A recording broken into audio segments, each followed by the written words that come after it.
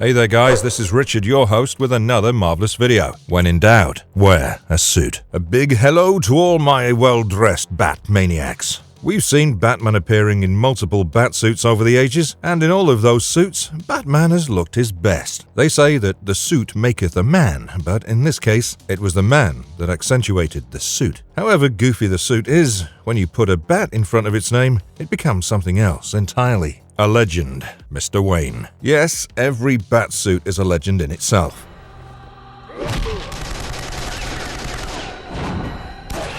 The main idea behind the suits was to instill fear in the hearts of the criminals and intimidate them. However, it served other purposes too. Today, we're going to explore this legend behind every Batsuit that has ever appeared. Well then, suit up, my Bat maniacs, to the Batcave again. But before we begin, we have a small request. If you like our content, please subscribe to our channel. It's a small click from you, but it means a lot to us. Thank you. Let's begin.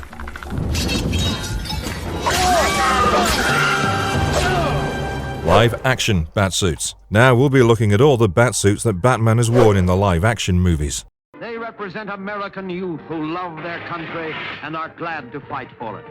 Batman, 1943. This suit was worn by actor Lewis Wilson in the 15-episode serial titled Batman that was released in 1943 by Columbia Pictures, 4 years after Batman made his first appearance in Detective Comics number 27. In this serial, Batman and Robin were appointed as US secret agents, and their main aim was to stop Dr. Dako during World War II. They also fought off a Japanese crime lord in Gotham's Little Tokyo. As it appeared in the black and white show, the cape, gloves, boots, and cowl had a black color along with the strongman trunks. The cowl had pointy ears, and there was no war paint around the eyes used under the cowl. The bat symbol was unique and was done in black with white detailing. The cloth cape was short in size and didn't cover the girth of Batman as seen in comics. The utility belt had a very silvery shine to it. The suit was entirely tight, with no armor or padding applied to it, so it provided little or no protection in a brawl, let alone a knife or a gunfight, but it was quite funny and appealing.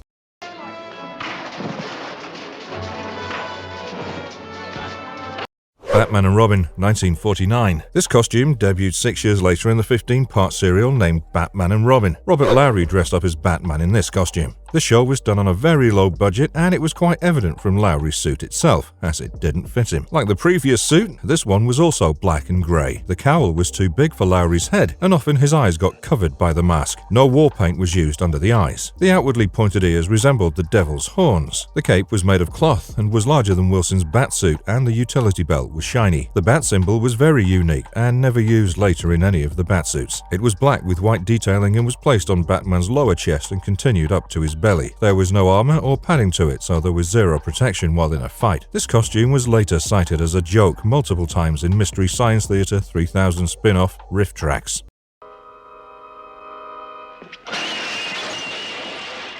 Hold it, Riddler. Batman, 1966. The first time Batman ever appeared in color was on Bill Dozier's camp classic TV series titled Batman. The suit was the first and most iconic suit to appear on live action and was worn by none other than the legendary Adam West. Although the show was quite funny and Batman was quite goofy and loved to do the famous Batusi dance, West's Batman is considered to be one of the best, if not the best Batman that will ever exist in live action. The Batsuit worn by West was all tights, but had the best fit in live action since the first incarnation by Wilson. The cowl, cape, gloves, trunks and boots abandoned the black and were done in deep blue. The cowl was reinforced and fitted properly. The nose and eyebrows were done in white on the cowl. The bat symbol had a yellow crest around it and it didn't have any border. The symbol wasn't sewn into the costume. It was a separate cutout which was pasted on the costume in the pilot episode. The utility belt was yellow and blocky and the buckle was shiny and had a bat symbol on it. The bat symbol on the belt buckle was different from that of the chest. The cape was made of shiny silk-like material and was significantly shorter than Lowry's version to enable Batman to move freely. Since the suit itself had no armor or padding, it didn't stand much chance in a knife or a gunfight. But Batman avoided every knife and bullet from his adversaries by a little bit of dodge and a little bit of biff, pow, boom, and rose victorious from every situation. This version of the Batsuit would remain one of the all-time bests forever.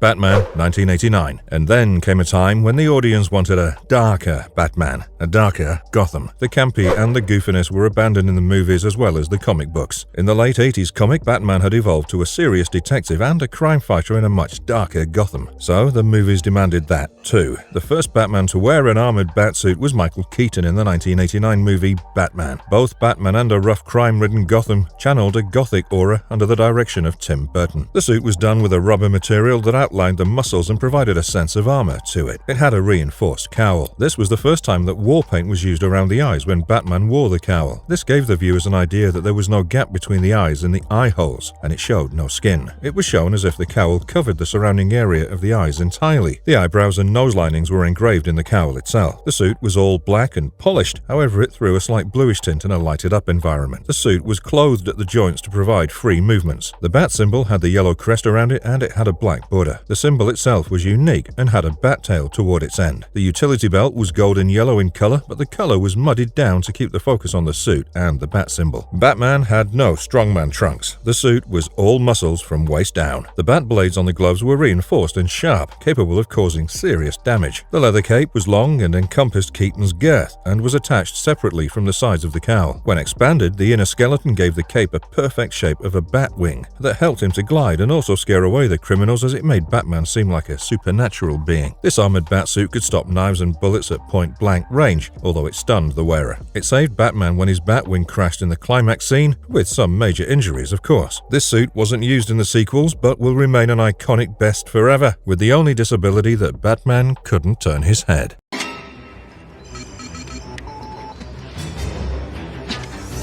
Batman Returns, 1992. Keaton wore a second upgraded suit in Tim Burton's 1992 movie Batman Returns. This suit was all black, and the reinforced cowl was much more engraved to display the facial features. It was clothed in the joints to provide free movement. However, Batman couldn't turn his head in this incarnation too. The bat symbol sported the traditional yellow crest with borders, and it had no bat tail. Armor plates were shaped in the form of chest and abdominal muscles and provided a tactical look to it. The glove blades looked longer and sharper. The leather cape was similar to 1989 movie with the gliding capacity. However, the cape attachment wasn't visible as it originated from under the cowl headpiece. The suit was bullet and knife proof and had no trunks. The utility belt was yellow and flashier than the previous movie. War paint around the eyes was used to provide the illusion of a completely covered mask. However, in the end, when Batman tore off his mask, Keaton had no war paint on around the eyes. This suit didn't make it to the sequels as Keaton didn't star in any of them. However, an evolved version of Keaton's suit will make an appearance in the upcoming movie The Flash, and Keaton will star as his version of the Batman as well.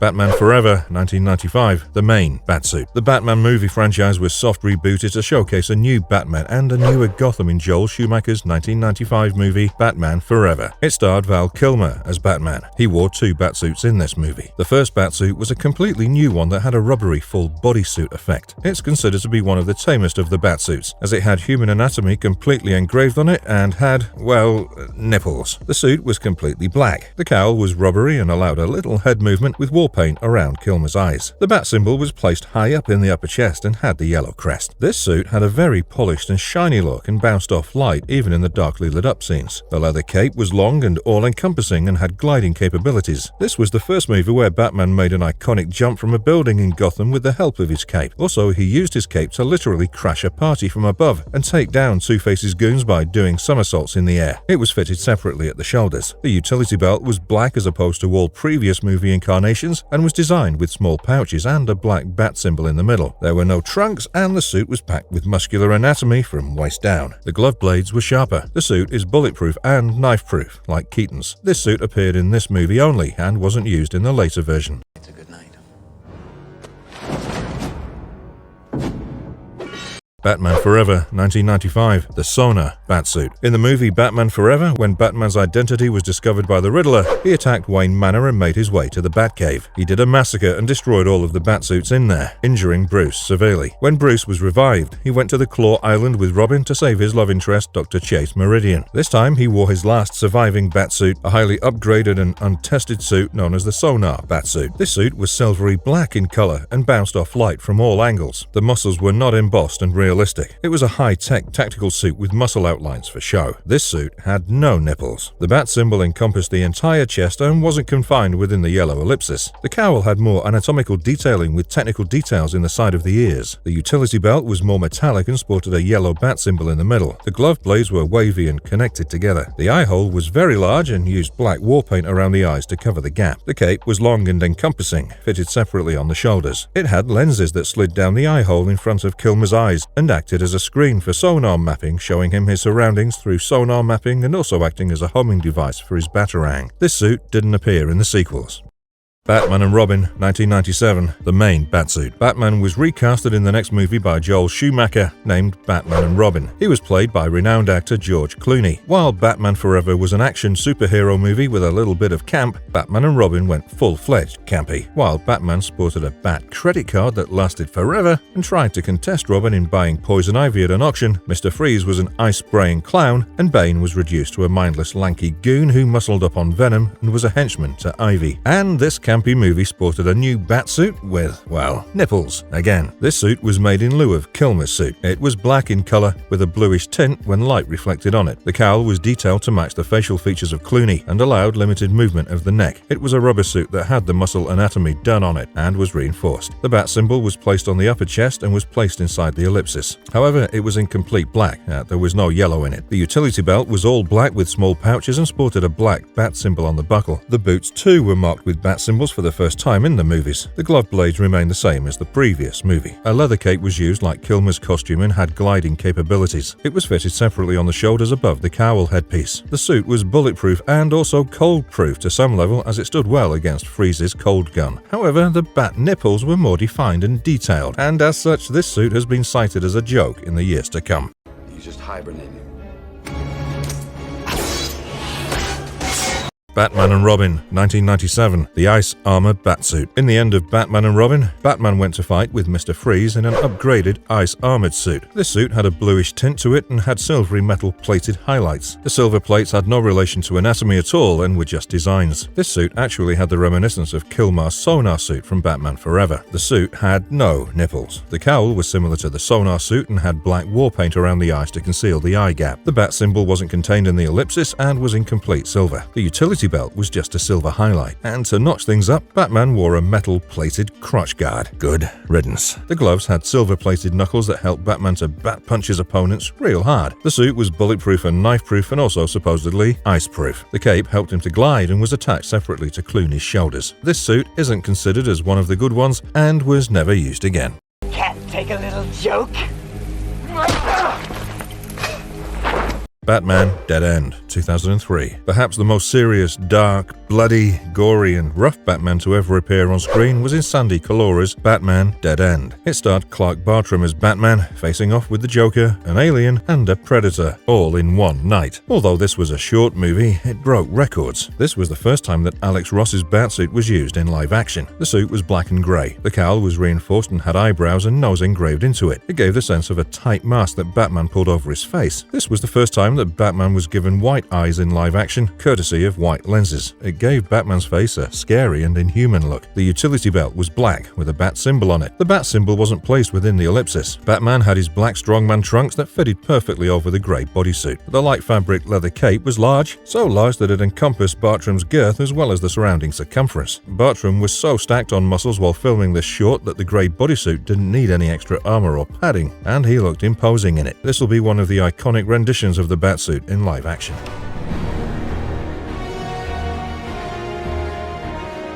Batman Begins, 2005. The first time when a Batsuit was treated as a completely separate character of its own was in the 2005 movie Batman Begins, directed by Christopher Nolan. It was worn by actor Christian Bale, who played Batman in the movie. In this movie, every aspect of the Batsuit was explored, starting from the cowl through to the boots. In the movie, Bruce requested Lucius Fox to show him the items that were stored in the Wayne Enterprise R&D department. Lucius showed him the Nomex survival suit for the advanced foot soldier program. It was made of Kevlar bi-weave, with reinforced joints. Bruce used this suit as his Batsuit by painting it in black. The Batsuit was tear-resistant and could stop a knife, but was vulnerable to a straight bullet shot. Bruce used the Kevlar utility harness as the utility belt by cutting off the shoulder part. The gas-powered magnetic grapple gun was used by him as the Bat grapple gun to shoot ropes to a distant target. The 350-pound tested monofilament was used as the Bat rope. Bruce wore the glove blades that he brought back from his training by painting them black. These blades were capable of stopping swords and breaking them. The head part of the graphite cowl was ordered via a dummy corporation from Singapore, and ears were ordered from a Chinese company separately, and the both were assembled manually. The ear part had microphones installed in it and helped Batman to listen to any long-distance conversation and spy on his targets. And after almost 45 years, a cloth cape was used instead of leather. The cape was made of memory cloth and the gloves came with it. Memory cloth looked and behaved as normal cloth, but when anyone put a current through it via the gloves, its molecules realigned, making it a rigid structure and giving it a shape based on the skeleton used. Bruce used a skeleton that gave his cape the shape of a bat when he passed current through it, and also gave him gliding capabilities over long distances. The bat symbol on his chest had the same black color. His boots were a part of the Nomex survival suit and had inbuilt sonar gadgets that helped Batman to call for backup. Although the suit looked bulky, Batman was shown to move very swiftly in it. This suit will remain iconic forever as it has an authentic backstory attached to every part of it.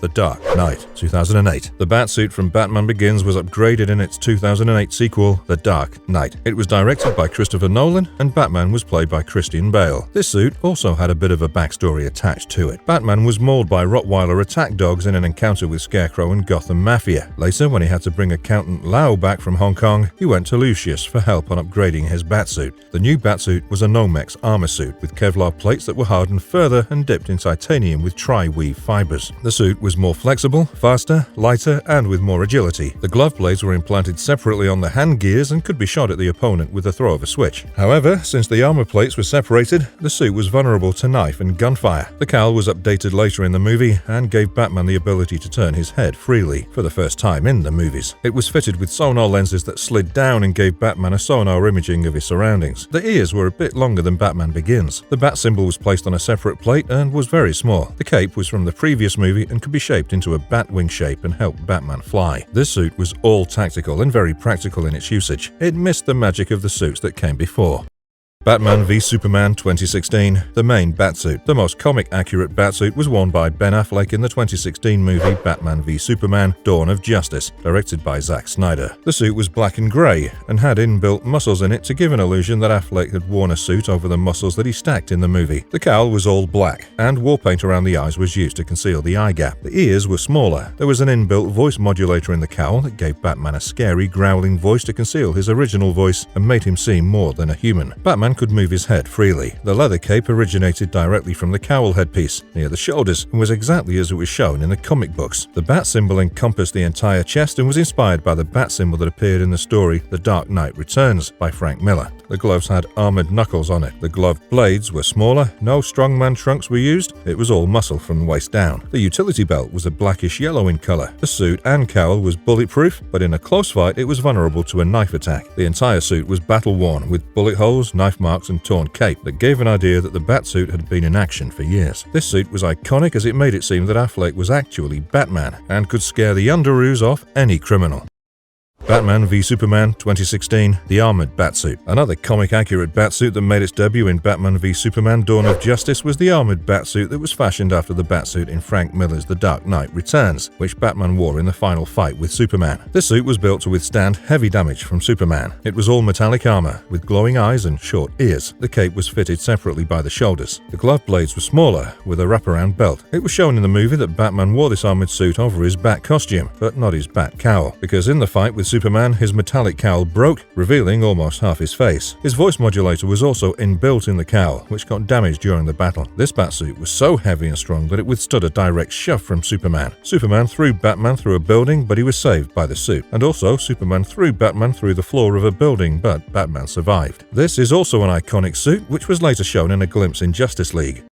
Batman v Superman 2016, the Nightmare Sequence Batsuit. An original Batsuit made its appearance in Batman v Superman: Dawn of Justice. It was in Bruce Wayne's dream where he had a vision of a nightmare world after the invasion of Darkseid. In this world, Superman had gone bad and succumbed to the anti-life equation, and Batman was running a resistance against Superman and his minions. This suit was completely original and was also used later in various comic books, especially in Tom King's Batman run. Batman wore his main Batsuit in this timeline, but wore a trench coat over it. He wore dirt goggles over his cowl and covered his mouth with a cloth to save himself from the extreme dirt of the desert. He carried assault rifles and guns to fight against Darkseid soldiers. His gloves were exposed from under the trench coat and had wrapped clothes all around them, giving the costume a very dilapidated look. Batman wore normal military pants below, fitted with knee pads and holsters, along with high-rise bat boots. This batsuit later made an appearance in Zack Snyder's Justice League, in the same nightmare timeline. Justice League 2017, the main batsuit. In the 2017 movie Justice League, directed by Joss Whedon, Ben Affleck donned the batsuit again. In this movie, the batsuit was a little different from BVS. Although the traditional black and grey was used, the grey area was a tad bit darker. Dimensional seaming was used for more detailing, and more muscles were added from the abs to the biceps area. This costume didn't have that battle-worn look and seemed comparatively newer. The cowl was redesigned to make the ears smoother, and the facial features were more detailed, with war paint around the eyes to cover the skin surrounding the eye. The suit was bulletproof like the one from BVS. The cape was made of leather and had gliding capabilities.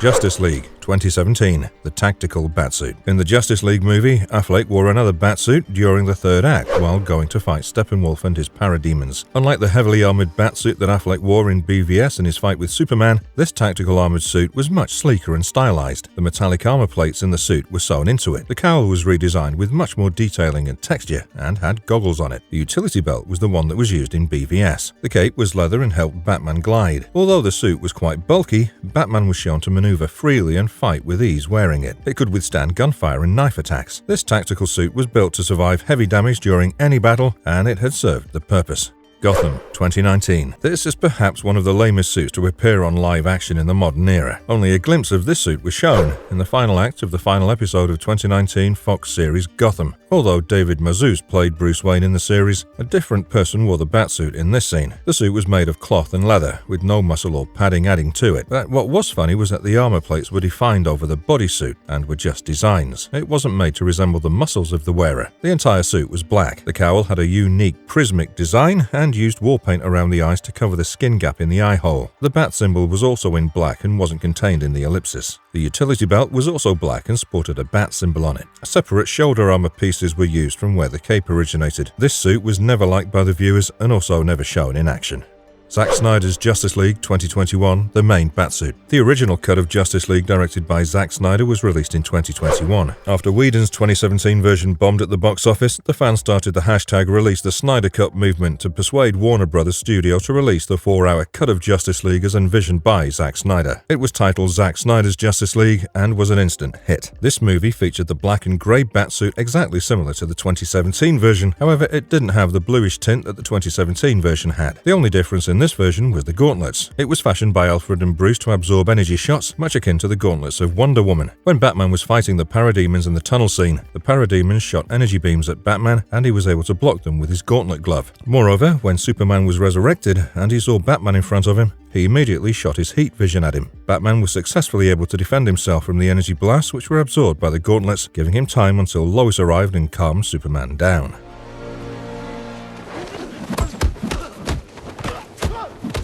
The Batman 2022. In 2022, a new Batman movie directed by Matt Reeves was released. This was a separate universe from the DCEU. Actor Robert Pattinson donned the Batsuit for this movie, titled The Batman. This Batsuit took heavy inspiration from the Batsuit drawn by Lee Bermejo in DC Comics, and then built up on it. The skull-shaped reinforced cowl with short ears and battle scars was used for the first time in live action. This movie clearly showed Batman applying war paint around the eyes to cover the skin gap in the eye holes. The facial features were engraved in the cowl and had a handmade look with visible seam lines. The cowl was a separate piece and that helped Batman turn his head freely. This was the first time that collars were used in a live-action Batsuit. The light fabric leather cape originated from the collar and was attached to the shoulder and the chest piece. The cape could cover Batman up and take the form of a base jumping suit and help him glide across long distances. The suit was not a muscle suit. It was a hybrid between a tactical and a heavy fabric. There were armor plates all over the Batsuit, starting from the shoulders till the waist. The bat symbol was unique and could be detached from the suit. It acted as a tactical knife which Batman used to cut an electric cable from electrocuting innocent civilians. His body armor was bulletproof, but susceptible to the force from the gunfire. The utility belt was black and contained visible pouches to carry smoke grenades and other gadgets, along with a holster at one side. There was a gauntlet fitted into the gloves that had grappling guns, which appeared from under the gloves. Batman used this grapple gun for quick ascent or escape. From waist down, Batman wore heavy fabric durable pants and reinforced boots. This suit was highly tactical and was hailed as one of the most beautiful Batsuits ever seen on live action.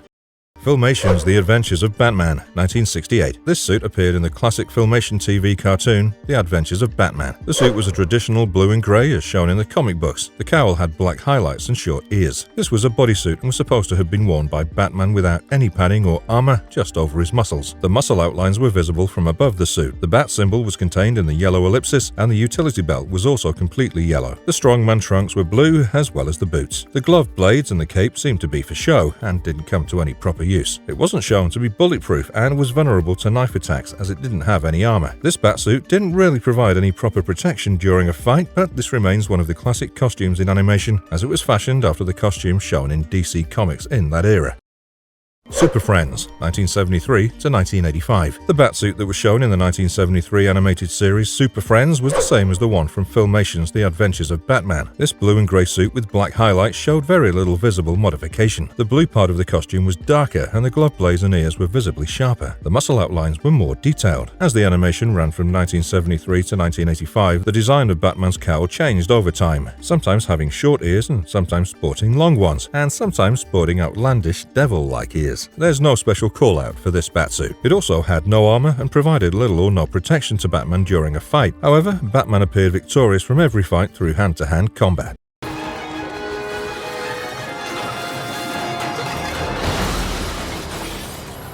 Batman, the Animated Series, 1992 to 1995. In the year 1992, a groundbreaking Batman the Animated Series from creator Bruce Timm and Eric Radomski made its way to Fox Network. In this series, Batman was voiced by the legendary Kevin Conroy. The Batsuit that was used in the animated series was mainly black with blue highlights and grey bodysuit. The inside of the cape was blue. The Bat symbol was placed within the yellow ellipsis. Although Batman was shown to be very strong and imposing, the artwork used in the series allowed very little muscle definition to be put on the suit. The cowl too had a unique design where the ears were bent backwards. The yellow utility belt didn't have any pouches and was a single block having small cylinders where Batman kept his weapons. The Bat grappling gun was kept behind the utility belt and was hidden by the cape. With the help of the grappling gun, Batman could make an ascent and swing from one building to another. The dynamics of the suit were so beautiful that it came to hold an iconic place as the series itself. The series ran for 2 seasons till 1995.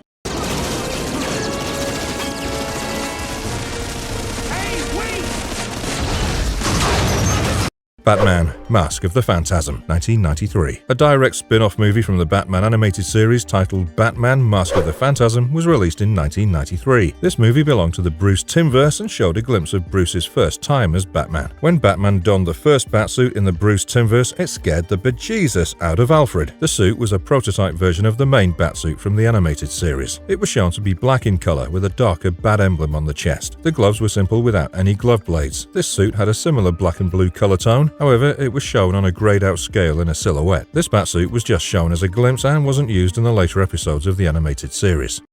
The New Batman-Superman Adventures, 1997. Following the completion of the second season of Batman the Animated Series, the show was transferred from Fox to the WB network, where Superman the Animated Series was currently being produced and broadcasted. The two shows were merged into a 1-hour block called The New Batman-Superman Adventures. In this third season from the Bruce Timm-verse, Batman wore a new Batsuit. This Batsuit was black and grey, and the blue highlights were completely removed to mute the tone. The cape spread down below the shoulders and had jetpacks built into it with gliding capabilities as well. It had a reinforced cowl with shorter ears that could act as an obstacle if he faced danger head first. The utility belt had visible pouches in this Batsuit and the color was a muted yellow. The glove blades were wavy and the fingers had retractable claws allowing Batman to climb up or hang from walls of a building. Batman also wore fireproof black armor with white bat insignia that withstood against the extreme fire blasts of the villain Firefly, and it was bulletproof too. This main suit was further upgraded in the Bruce Timm Universe animated series Justice League.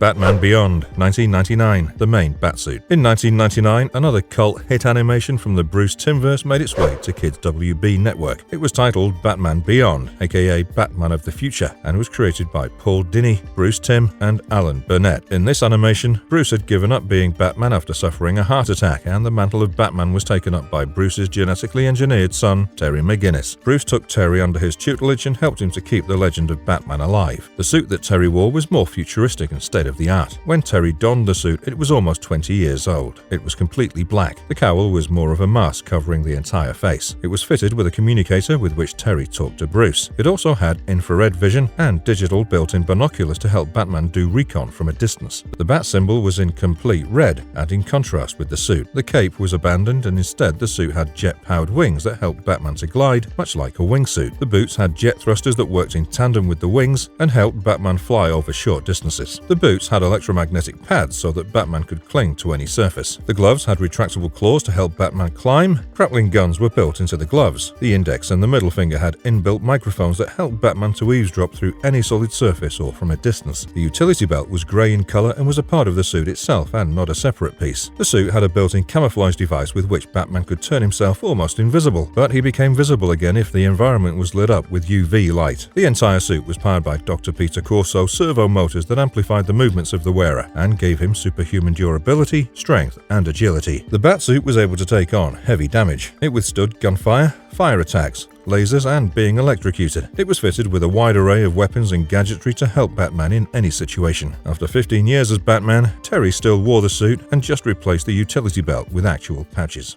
Batman Beyond, 1999, the Exo-Armor Batsuit. In the Batman Beyond series, another Batsuit made its appearance. To counter the limitations caused by aging, Bruce Wayne devised the Bat Armor as an experimental exosuit that could amplify his physical abilities and stamina beyond what the previous Batsuit could offer. It was entirely an armor suit and could be shrinked down in order to be carried without other people noticing. However, the suit had a significant drawback. It put a strain on the wearer's heart and was deemed impractical after testing. Terry expressed his doubts that Bruce would allow a heart issue to sideline him. Later, Terry was captured by the villainous Inc., who threatened to kill him unless Batman gave himself up. Bruce went to save Terry and activated the Bat Armor, which surrounded him with its components and allowed him to fight as Batman once more. This enabled Terry to escape, and he joined Bruce in defeating Inc. In summary, the Bat Armor was intended to compensate for Bruce Wayne's physical decline, but its health risks made it unsuitable for long-term use.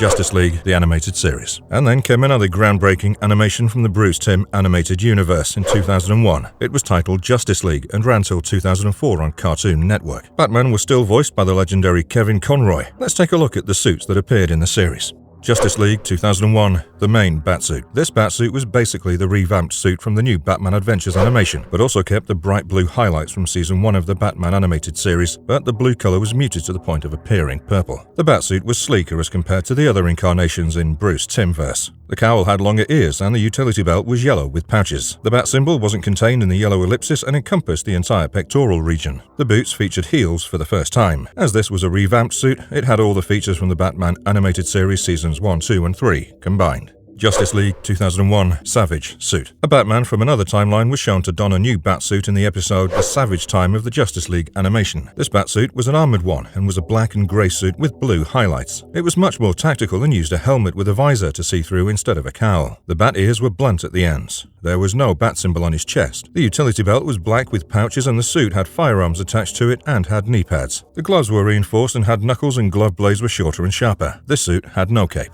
Justice League 2001 Justice Lord's Suit. In the episode A Better World from the Justice League animated series, a Batman from an alternate timeline was shown who wore a different Batsuit. This suit was basically a variant of the Batman Beyond Batsuit, but with huge modifications. The suit was black and dark grey without any hint of blue. The cowl had longer outward protruding ears that resembled the ears from the Golden Age era of comics. It had black highlights in the eyes and nose area. The bat symbol resembled the one from Batman Beyond, but was silvery white in colour. The utility belt was a part of the suit and silvery white too. The glove blades were attached to the glove via separate wristbands. This Batsuit also had a grey cape that extended as a part of the cowl and originated from under the bat symbol. How'd you do that?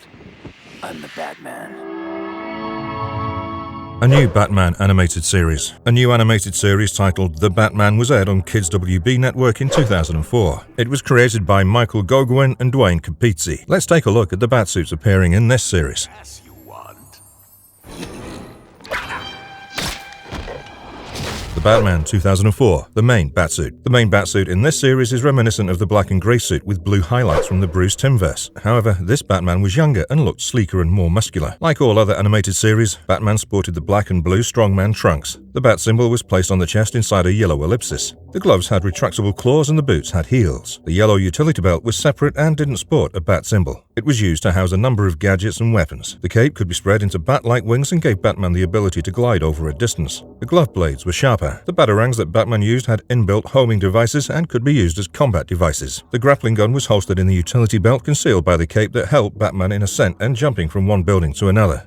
The Batman 2004, the Batbot Armor. Batman used a second suit, a Batbot armor, in a fight with Bane in the episode named Traction. Batman used this to defeat Bane after he was critically injured by him. This armor had a very drone-esque design, with a short head and a big body. It sported two lighted-up bat signals in the shoulders. The suit was entirely made of metal with metal claws. It was a heavy-duty, damage-resistant suit that amplified Bruce's movements in combat and protected him from Bane's attacks. This suit had to be controlled from the inside, similar to how a Jaeger was operated in Pacific Rim, only on a smaller scale and sans the mental link. It was equipped with jetpacks and helped Batman to fly. The suit was destroyed in the fight with Bane, however Batman managed to electrocute Bane and override his venom pump and defeat him.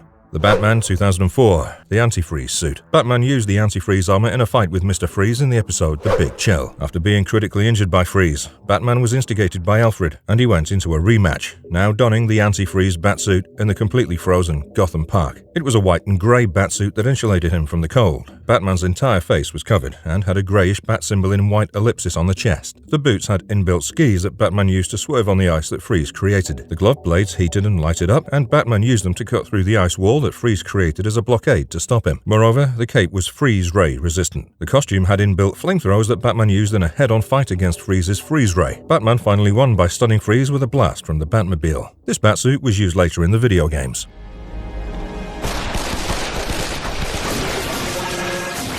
Batman Gotham Knight 2008, the Bullet Deflector suit. This suit debuted in the animated movie Gotham Knight in the short titled Field Test. Bruce Wayne acquired a new magnetic shield for his Batsuit that enabled him to deflect bullets. This Batsuit was fashioned after a knight's armor, which was all black. The cowl and the shoulder and chest piece came as a whole, with a bat symbol on it. The cape helped Batman to glide. It had a magnetic field around it to deflect anything that was thrown or shot at it. Here, Batman intervened in a skirmish between Maroni and the Russians. Unfortunately, a bullet ricocheting off Batman's new gadget inadvertently harmed a Russian thug nearby. Batman rushed him to the hospital in an attempt to save his life. Despite his efforts, the man succumbed to his injuries. Upon returning to Lucius Fox, Batman remarked that the gadget was too effective, and he gave the suit up. Actually, that's what I'm counting on. Batman the Brave and the Bold 2008. In 2008, a new animated series was aired on Cartoon Network It had Batman teaming up with other superheroes on different adventures. It was titled Batman the Brave and the Bold, and was very critically acclaimed and highly rated. Let's take a look at the Batsuits appearing in this series. Batman the Brave and the Bold, the main Batsuit. The Batsuit in this animated series was highly inspired by Dick Sprang's design from the Golden Age era. The design had a less dark look as this animation was targeted at the teenage audience. It was a blue and grey suit with black highlights. The suit itself was shown to be technologically so advanced that it housed multiple batarangs, a collapsible bat saber, deep sea and deep space gear. The bat ears could extend and harden up and protrude any surface. The bat symbol was contained within a yellow ellipsis. It was detachable and could harden into an emergency batarang when EMP was passed through it. The cape could turn into jet-propelled wings and had two miniguns mounted on them. The glove blades were wavy and sharper, and when removed and joined, they took the shape of a blade that could be thrown like a batarang. The utility belt was yellow and housed an array of gadgetry and weapons. The boots were lined and had heels. So, although this suit looked very classic, it was far more advanced than the Batman Beyond suit and held no bounds to the powers.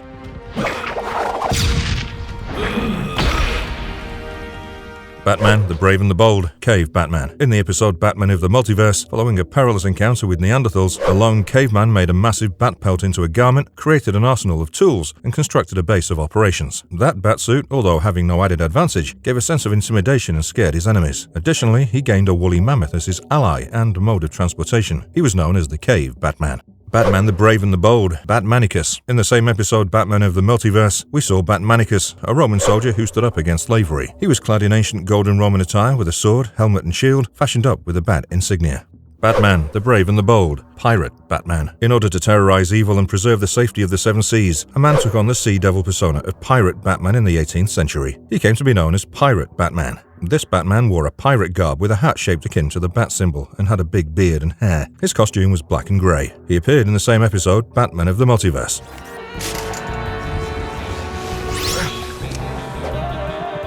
Batman, the Brave and the Bold, Nighthawk. In the same episode, we see Nighthawk. This hyper-evolved Batman of 800,000 AD wore the normal blue and grey suit with his big head concealed inside a big cowl. The Nighthawk from Earth 18 was a cowboy Batman with a black and red suit with white bat symbols and yellow belts and holsters. He used batarangs instead of guns. Then there was the Solar Batman, who developed cutting-edge fighting armor with advanced technology from Wayne Core that could produce blinding light and gave him the power of flight. Finally, there was the Vampire Batman, who had long ears and a cape shaped like massive bat wings and wore the blue and grey costume.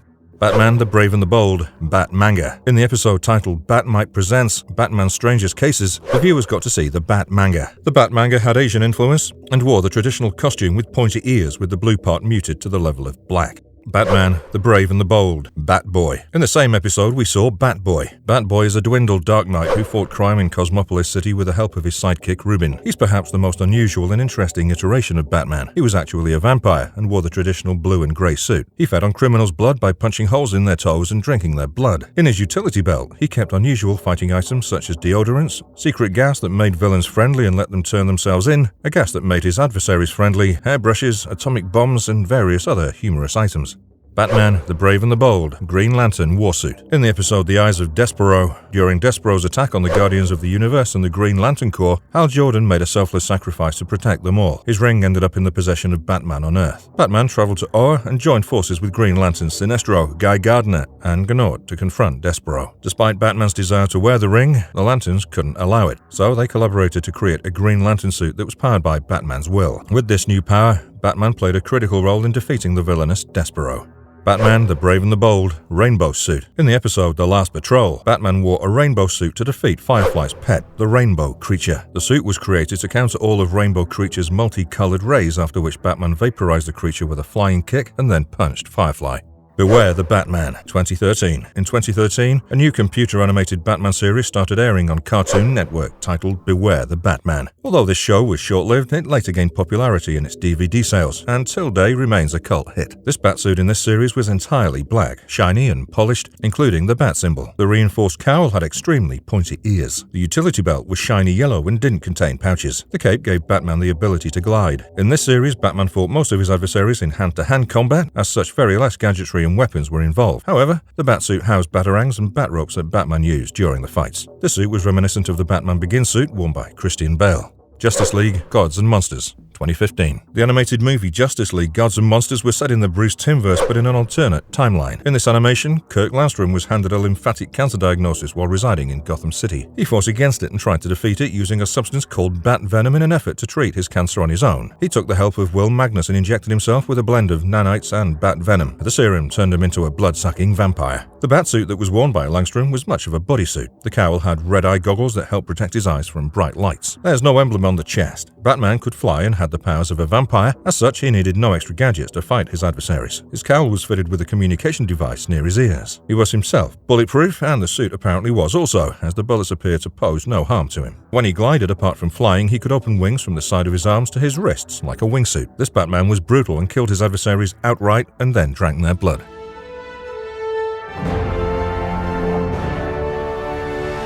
Batman Unlimited, all Batsuits, 2015 to 2016. The Batman Unlimited animated movieverse that started in 2015 featured multiple Batsuits. These movies were based on Mattel's toy line of the same name. Let's take a look at the Batsuits from this line. Batman Unlimited, Animal Instincts, main Batsuit. The main Batsuit, which debuted in Batman Unlimited Animal Instincts in 2015, was blue and grey in color. The cowl was actually a helmet, which was more articulated and had a chin guard and more detailing. The rest of the suit was almost the same, except for a completely new bat symbol on the chest, where the large black bat symbol was contained in a yellow border. Even the utility belt was different, with bright yellow and big bat symbol on it. It had no pouches or cylinders on it. The cape had gliding capabilities, and the entire suit was fitted with gadgetry and an arsenal. It was tweaked slightly over the next two movies, but the base designs remained the same.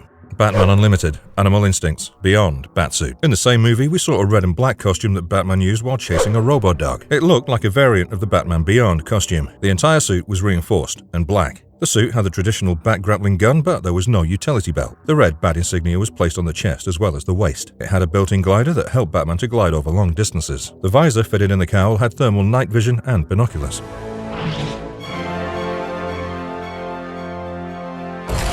Batman Unlimited, Mechs vs. Mutants. In the Unlimited verse movie, Batman Unlimited, Mechs vs. Mutants, released in 2016, the villains took a serum made from Croc and Clayface DNA and turned into monsters and attacked Gotham. Batman created a new mech suit to fight them off. It was a giant Jaeger-like armored suit which Batman operated from the inside. It had a blue and grey look with a yellow utility belt. A big bat insignia was placed on the chest as well as the utility belt buckle. The belt contained pouches. It was a Gundam-level suit that could fend off any giant. Batman Unlimited, Croc rocks the museum short. In this short from the Unlimited verse, we got to see an armored exo-suit that was inspired by the Dark Knight Returns armor, but red, black and grey. Batman fought Grundy in it. Perhaps the best techno-suit that appeared was the one that Batman used to take down a giant croc in the museum. It was black, red and grey with a covered helmet. It had a techno-batarang with a homing device that could jump and hit his adversaries. That batarang could fly to him and turn into a shotgun that Batman used to stun and defeat Croc. Since this animation was for a toy line, many other suits were used in the series with different color combinations. However, the mentioned remain the major ones. Space. The LEGO Universe Batman 2015 onwards. Major Batsuits. Now let's take a look at the major Batsuits that appeared in the LEGO franchise. LEGO Universe, Attack of the Legion of Doom. In the 2015 animated movie LEGO Justice League, Attack of the Legion of Doom, Batman's main batsuit was blue and grey with muscles drawn on it. The utility belt was a muted yellow and it was also drawn in 2D on Batman's body. Batman used a mecha robot LEGO armor to fight off the Legion of Doom in the finale. It was a robotic suit that was built by fitting in LEGO pieces, fitted with 2 guns and 2 small bat wings in the back. Batman was placed into the suit from the top from where he controlled it. His head was unprotected by any armor. The suit amplified Batman's movement and strength and allowed him to leap over large distances. He battled Gorilla Grodd and his army of robotic monkeys in this suit. LEGO Universe, Cosmic Clash. The same mech armor was used by Batman in the movie LEGO Justice League Cosmic Clash in 2016. Batman wore this suit to fight Superman and revive him from Brainiac's control. This suit was shown to emit strong sunlight that Batman used to bring Superman back to his senses by erasing Brainiac's programming. LEGO Universe, the LEGO Batman movie. In the LEGO Batman movie in 2017, Batman wore a different batsuit. It was completely black and had muscles drawn on it in grey, with a 9-pack abs in 2D. The utility belt was in 3D for the first time and sported a bright yellow colour. The bat symbol was contained within a yellow ellipsis. It housed all the gadgets that Batman required in order to fight his adversaries.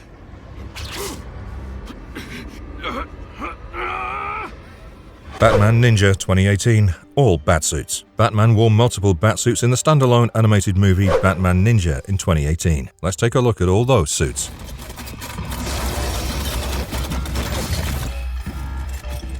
Batman Ninja main batsuit. The main batsuit in Batman Ninja was a reinforced Kevlar suit that was armored all over. The utility belt was yellow and had patches. The bat symbol placed on the chest had no yellow ellipsis around it. Batman wore military pants and the boots were armored from knee to the heels. The gloves were fitted with gauntlets and the batsuit itself housed a lot of gadgets and weapons.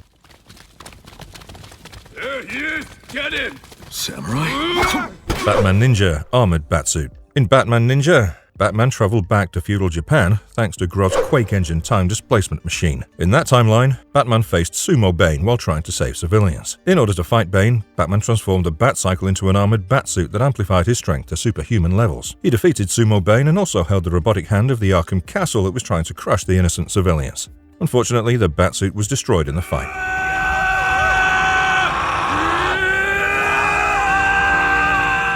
Batman Ninja Sengoku Batsuit. Batman wore a samurai batsuit in the final fight with Joker in the Batman Ninja animation. It was fashioned after Sengoku period armor and was black and had bright yellow armor plates and a black cape. The bat symbol was bright yellow and placed on the chest. Batman also carried a samurai sword with a bat insignia which he used to fight the Joker. Although it was armored, Joker's sword did pierce through it and injured Batman. But Batman tapped into his full ninjutsu mode and defeated the Joker.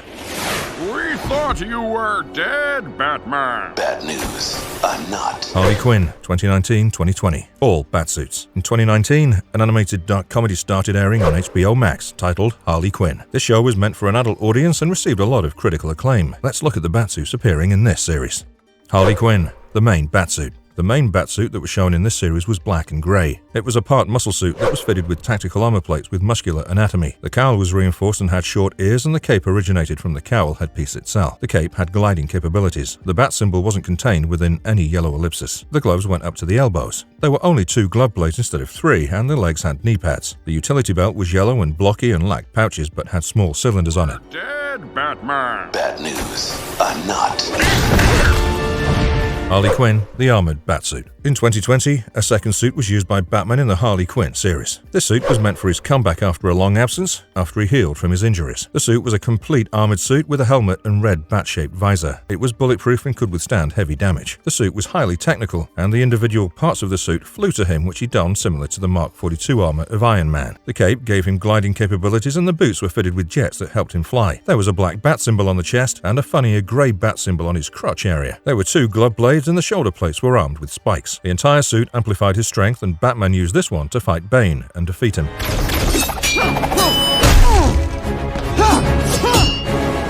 The DC Animated Movie Universe 2013 to 2020, the main Batsuit. The Batsuit that Batman used in the main DC Animated Movie Universe was the same one that he used in the animated series Young Justice. This suit was worn by Batman in the animated movies like Justice League, The Flashpoint Paradox, Son of Batman, Justice League War, Bad Blood, Batman vs. Robin, etc. from 2013 till 2020 till Justice League Dark, Apocalypse War. This suit was sleeker and sported traditional black and grey with chunky muscular anatomy. The cowl was sleeker with sharp ears and strong facial features. The bat symbol was placed on the chest without any yellow ellipsis. The utility belt was a part of the suit without any pouches. However, it was changed in the later movies and was shown as separate from the costume. A chin guard was also used later. The glove blades were shorter and blunt, and the cape gave him gliding capabilities. It had knee pads and heels on the boots. Go to hell. Tomorrowverse, 2020 onwards, the main Batsuit. The entire DC Animated Movie Universe was rebooted by Flash at the end of Justice League Dark, Apocalypse War in 2020, and the Tomorrowverse was formed. Batman made his first appearance in this Batsuit in the animated movie The Long Halloween in 2021 in full glory. This Batsuit was black and grey and had a wiser look than the previous incarnations. The cowl had shorter ears and a more composed look. The muscle lines were more detailed over the grey area. The edges of the suit were smoothed out to give a more polite tone to the Batsuit. The Bat emblem was placed on the chest and wasn't contained in the yellow crest. The glove blades were shorter and blunted out. The utility belt was a muted yellow with pouches where Batman kept his gadgets like grappling guns and other weapons. The cape was large and encompassing and helped Batman to glide over short distances. The boots had reinforced heels and helped absorb the force of a jump from any tall structure. This is the latest costume that Batman is wearing in the DC main animated universe till date. The Batsuits from Batman's canonical comics continuity. Now let's continue our list and take a look at the Batsuits that have appeared in the comic books over time, in the main Batman mythos. The original design by Bob Kane. The first Batsuit that was drawn by artist Bob Kane was very different from the costume that had debuted and the one that has evolved over time. In this incarnation, Batman didn't have a cowl. He was a blonde man who wore a face mask to cover his eyes. The design was a flamboyantly red bodysuit with black strongman trunks highlighted in blue. It had a bat-shaped black cape with blue highlights and a yellow utility belt with cylinders and black boots. He used a rope to hang and dangle from one point to another. Fortunately, this version never made it to the comics. The debut Batsuit, 1939. The first Batsuit debuted in Detective Comics issue number 27, drawn by Bob Kane and written by Bill Finger. Thanks to the insights of Bill Finger, the first iteration was completely revamped in order to give Batman the prototypical brooding look that he has today, but Bill Finger only got the credit as a creator in 2016, 42 years after his death. This costume was black and grey with blue highlights in the cowl, cape, strongman trunks, and the boots. The cowl had outward protruding ears like the devil's horns. The bat symbol was small and had no head, only 2 wings. Batman wore a bulletproof vest under his bodysuit. The utility belt was a golden yellow and had no pouches, but only small cylinders. There was no bat symbol placed on the belt buckle. Batman wore unusual purple gloves that extended up to his wrists, and there were no glove blades on it. The cape took the shape of a traditional bat wing, even when at rest, and spread up when in action. The most important point to notice was that Batman holstered a gun in this suit and killed the villains in the early years without any remorse. However, it was a short-lived period, and his mannerisms changed in the years to come. The debut Batsuit went through some visible changes in the issues to come. In 1939, Detective Comic issue number 30 was released. The story Golden Age Batman featured a Batsuit that was upgraded to have more pointy ears and a more durable cape. On the cover of Detective Comic issue number 36, Batman was shown to have more blue in his Batsuit. The ears were broader around the base, and the suit had longer blue gloves and boots. The Taming in the 1940s. With the ongoing popularity of Batman, his scary image was slowly abandoned to give him a more cartoonish and softer look with a smiling face. In 1940, artist Jerry Robinson joined Bob Kane, and Robin was introduced as Batman's ward in Detective Comic issue number 38. During Robinson's era, the Batsuit was changed frequently and upgraded to the look that holds good till today. The sleeker form of Batman was left behind, and a more buffed-up version of Batman was introduced over time. In this era, the glove blades were introduced, and also the bat symbol now had a bat head with wings attached to it. Artist Dick Sprang came into the play and introduced his legendary Batman design in 1943 on the cover of Batman number 18. In this design, Batman's cowl had shorter, harder ears and had black highlights. It followed the typical design of Robinson's Batsuit, but it made the tone even lighter to cater to younger audiences. During Dick Sprang's era, the eyebrows and nose linings were slowly introduced into the cowl. Batman was depicted as a light-hearted fatherly hero during this era, and an array of Batsuits was shown in the years to come. The Strange Batsuits, 1950. A plethora of Batsuits were introduced in the 1950s, mostly drawn by Dick Sprang. In Detective Comics issue number 165, released in 1950, there was a story dedicated to the Batsuits itself, titled The Strange Costumes of Batman. There was the completely white camouflage costume that Batman used to conceal himself and Robin in snow in the case of North Pole crimes. The next costume was a gold cloth costume that Batman used in the case of the Midas touch to fool the criminals into believing that he'd turned to gold. The super thin cellophane costume was crumpled by Bruce Wayne and kept hidden in his boots when he went to jail so that he could become Batman in prison. The luminous bat glow-in-the-dark costume was used to scare superstitious criminal Professor Radium into submission. Then there was the interplanetary bat spacesuit that Batman used to fight off space pirates in the future. There was the air costume and the sub-costume, and a very mysterious costume with a bird insignia on it. It helped Robin impersonate Batman and also breathe in poison fumes and survive, while Batman saved the innocents. The Jungle Batsuit, 1952. In August 1952, Batman issue number 72, Jungle Batman, was released. In this story, Batman and Robin were requested by the Commissioner to deliver the sinister $8 million worth of scientific equipment to Satan's Island. However, the ship was torpedoed in the mid-sea, and Batman and Robin were washed ashore to a nearby island. It was on this island that we got to see the Jungle Batsuit. While swimming to the island in the storm, Batman and Robin both lost their suits. When Batman first arrived on the island, he only had his cowl and his black trunks. After a few days, Batman was shown to use a black wraparound over the shoulder to cover his upper body that was directly extended below the waist to his black trunks. He remained barefoot in this batsuit. There was no utility to this suit, as it was just a cowl and a piece of black cloth. The Rainbow Batsuits, 1957. In March 1957, Detective Comics issue number 241 was released, where we got to see another array of colourful costumes. While saving a girl from a car accident, Dick Grayson found out that some thieves had stolen camera equipment but was hurt in his left hand. He and Batman deduced that the thieves must have done it to pose as cameramen and go to some event in Gotham so they could get their hands on something valuable. Dick was the only one who could identify the thieves, so Batman and Robin decided to go to all the major events in Gotham. However, if people saw Robin had an arm injury, they could have deduced his secret identity. So Batman decided to wear colourful suits to draw attention to himself. First, he wore the red suit, then the blue next day, and then the gold. Next day, he wore the orange one to a jewel show from where he was asked to leave as he was eating up all the attention. Then the next day, he saved a ship in his green costume. Then the next day, in a rifle sharpshooting contest, Batman wore the white target costume, where a sniper shot him. But Batman had a steel vest under the costume, so he was saved. And finally, Batman wore the famous rainbow costume at the Monies of the World exhibition, where the fake newscasters went and Robin pointed them out and Batman caught them. The Rainbow Batsuit also made an appearance in the animated The Brave and the Bold episode The Last Patrol. The Batsuit of Zur-En-Arr, 1958. In February 1958, Tiano, the Batman from the planet Zur-En-Arr, made his debut in Batman issue number 113. The story was titled Batman, the Superman of Planet X. In the story, Tiano came to Earth to take Batman to his planet to defeat alien attackers in their giant robots. His Batsuit was designed by Dick Sprang. It sported a lot of colors together. The cowl, cape, gloves, strongman trunks, and boots were all purple. The chest and the legs were garbed in red while the arms were yellow. The utility belt was yellow and had triangular blocks on it. The bat symbol was contained within the yellow ellipsis. This was actually the first time in Batsuit history that the ellipsis was used, and in the 1960s it became a standard. This suit had no added benefits, and it was just a suit that Tiano wore in the story. The story behind the suit would later be reinvented in Grant Morrison's run in 2006 and during Chip Zdarsky's run in 2022.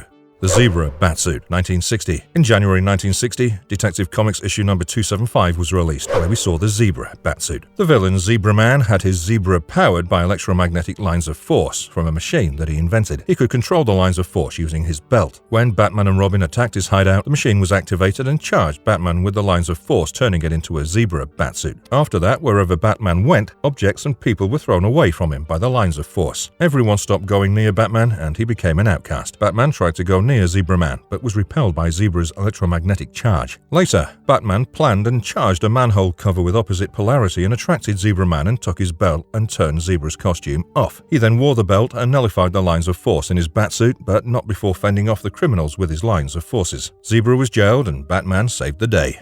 The Mummy Batsuit, 1963. The Mummy Batsuit debuted in Detective Comics Volume No. 1, issue number 320 in October 1963. It was designed by artist Sheldon Moldoff. Bruce Wayne and Dick Grayson were exposed to an unknown radiation from a device in an extraterrestrial spacecraft, and their skins turned green. In order to fend off reporter Vicky Vale's suspicion of their secret identities, Batman and Robin wrapped themselves up in mummy-like bandages and started fighting crime. Later, the effects of the radiation passed and Batman was able to revert back to his original Batsuit. The suit was just used for concealing the dynamic duo's green skin and had no extra features. The Silver Age redesigns, late 1950s to 1970. The Golden Age of comic books ended in 1956 and the Silver Age started. During this period, all the previous comic book readers had grown up. In Batman issue number 164, released in June of 1964, the yellow ellipsis around the bat symbol was made mainstream along with the blue and grey suit. It was done with the logic of distracting the adversaries to shoot at Batman's chest, which had a bulletproof vest under it, rather than shooting at the bright yellow costume of Robin. Although the Batman TV series by Adam West was completely campy, the comic books went in a much darker and serious direction. To keep to the trend, artist Carmine Infantino gave a much more serious and a new look to Batman. Artists Bob Brown and Irv Novick held onto the design during their work, while artist Lou Schwartz tried to mimic the styles of Bob Kane with longer ears and encompassing cape. After Infantino, perhaps the greatest change to the Batsuit was done by the legendary Neil Adams in the 1970s. That kind of a change was never seen in a superhero till date. He redesigned the cowl of Batman to have sleeker, muscular facial features with longer ears and also gave the grey bodysuit a much more hyper-realistic muscular anatomy. Batman was no more a cartoon hero. He was a huge, muscled-up man already donning the new age look of a superhero. Adam's design for the Batsuit was used as a template since then. The standard Batsuit design, 1980 onwards. The Bronze Age of comics had already started in 1970. In the 80s, artist Jose Luis Garcia Lopez gave a very cleaner look to the muscular and dashing blue and grey Batsuit. The Batsuit sported brighter colours but also made Batman look like a no-nonsense crime fighter. It was an upgrade on the Neil Adams Batsuit. Famous Batman artists like Don Newton, Jim Aparo, Gil Kane, Jerry Conway, all held on to the same base designs of Neil Adams. The modern age of comics began in 1985. Sir Norm Breyfogle also drew the same Batsuit starting from 1987, but he made Batman more dynamic and expressive. The ears he drew sometimes resembled tactical knives, and the glove blades were sharper. The yellow utility belt was big and contained cylinders. Even the style that he used on Batman's white eyes was his signature one. The cape that he drew was very dynamic when in action, and most of the time took different shapes like bat wings. In the upcoming sections of this video, we'll highlight the other Batsuits that stood out during this modern age. Batman Year 1, the main Batsuit, 1988. In 1988, a retelling of Batman's first year in Gotham and his war on crime was released. It was titled Batman Year 1 and was written by Frank Miller and drawn by David Mazzucchelli. Mazzucchelli took the Batsuit into its earlier adaptations. The suit was black and grey. It sported shorter ears and a bat symbol that wasn't contained within the ellipsis. Batman sported black strongman trunks. It was a cloth suit and provided no protection against gunfire and knives. The utility belt was chunky and it had pouches where Batman kept his weapons. The cape was used as a distraction in hand-to-hand combat and to hide in the shadows, but didn't offer any gliding capability. Even if the suit had a very classic demeanor, Mazzucchelli did it in a way that looked very scary. Batman the Cult, the main Batsuit, 1988. Legendary artist Bernie Wrightson did his take on the Batman in the 4-issue miniseries Batman the Cult in 1988. His Batsuit was black and grey instead of blue. The ears were much longer and pointier and packed more muscle anatomy than the other versions. The bat symbol was placed back in the yellow ellipsis and had Kevlar armor behind it. It sported a bright yellow utility belt with big pouches. Batman used night goggles and armed himself with a gun in the third act to fight the villainous Deacon Blackfire, and finally defeated him in a hand-to-hand combat. Although the story didn't have much impact and was just a chapter in the Batman mythos, the Batsuit by Wrightson sure stood out. The Arkham Asylum Batsuit, 1989. In October 1989, the graphic novel Arkham Asylum, A Serious House on Serious Earth was released. This psychedelic story was written by Grant Morrison and drawn by Dave McKean. McKean had his own artistic twist on the traditional blue and grey Batsuit. He drew Batman mostly in silhouettes and shadows, giving him an enigmatic look. The ears were very long and the shoulders were pointy and turned inside at the corners, to the point of exaggeration. The cape was drawn as if it had a life of its own and moved like a sentient being. However, this Batsuit was shown to have no additional advantage, since this story was a psychological thriller and was very little keen toward action. The Exo-suit to fight the Predator, 1991. In 1991, we got to see another Batsuit in a 3-issue miniseries titled Batman vs. Predator. This book was released as a tie-up between DC Comics and Dark Horse Comics. It was written by Dave Gibbons and drawn by Adam Kubert. Batman's main suit was the traditional blue and grey suit with a reinforced cowl. It had the bat symbol in yellow ellipsis and yellow utility belt with the strongman trunks. In this story, Batman faced the intergalactic alien hunter known as the Predator. In their first battle, Predator beat up Batman, broke almost all of his bones, gave him a head trauma, stabbed him with a sword and left him for dead. After a period of absence, Batman returned in an exo-suit fitted with metallic armors and a helmet that helped him to see properly, even when his vision was still impaired from the last fight. The suit had automatic controls in the utility belt with a metal-plated chest piece which had a bat symbol inside a yellow oval on it. Batman wore metallic gloves, and the suit was all metallic armor from the waist down. He was able to control the Batmobile from the suit itself. It could withstand heavy damage and physical attack from the Predator. In the end, Batman was able to wound and defeat the Predator with the help of this suit.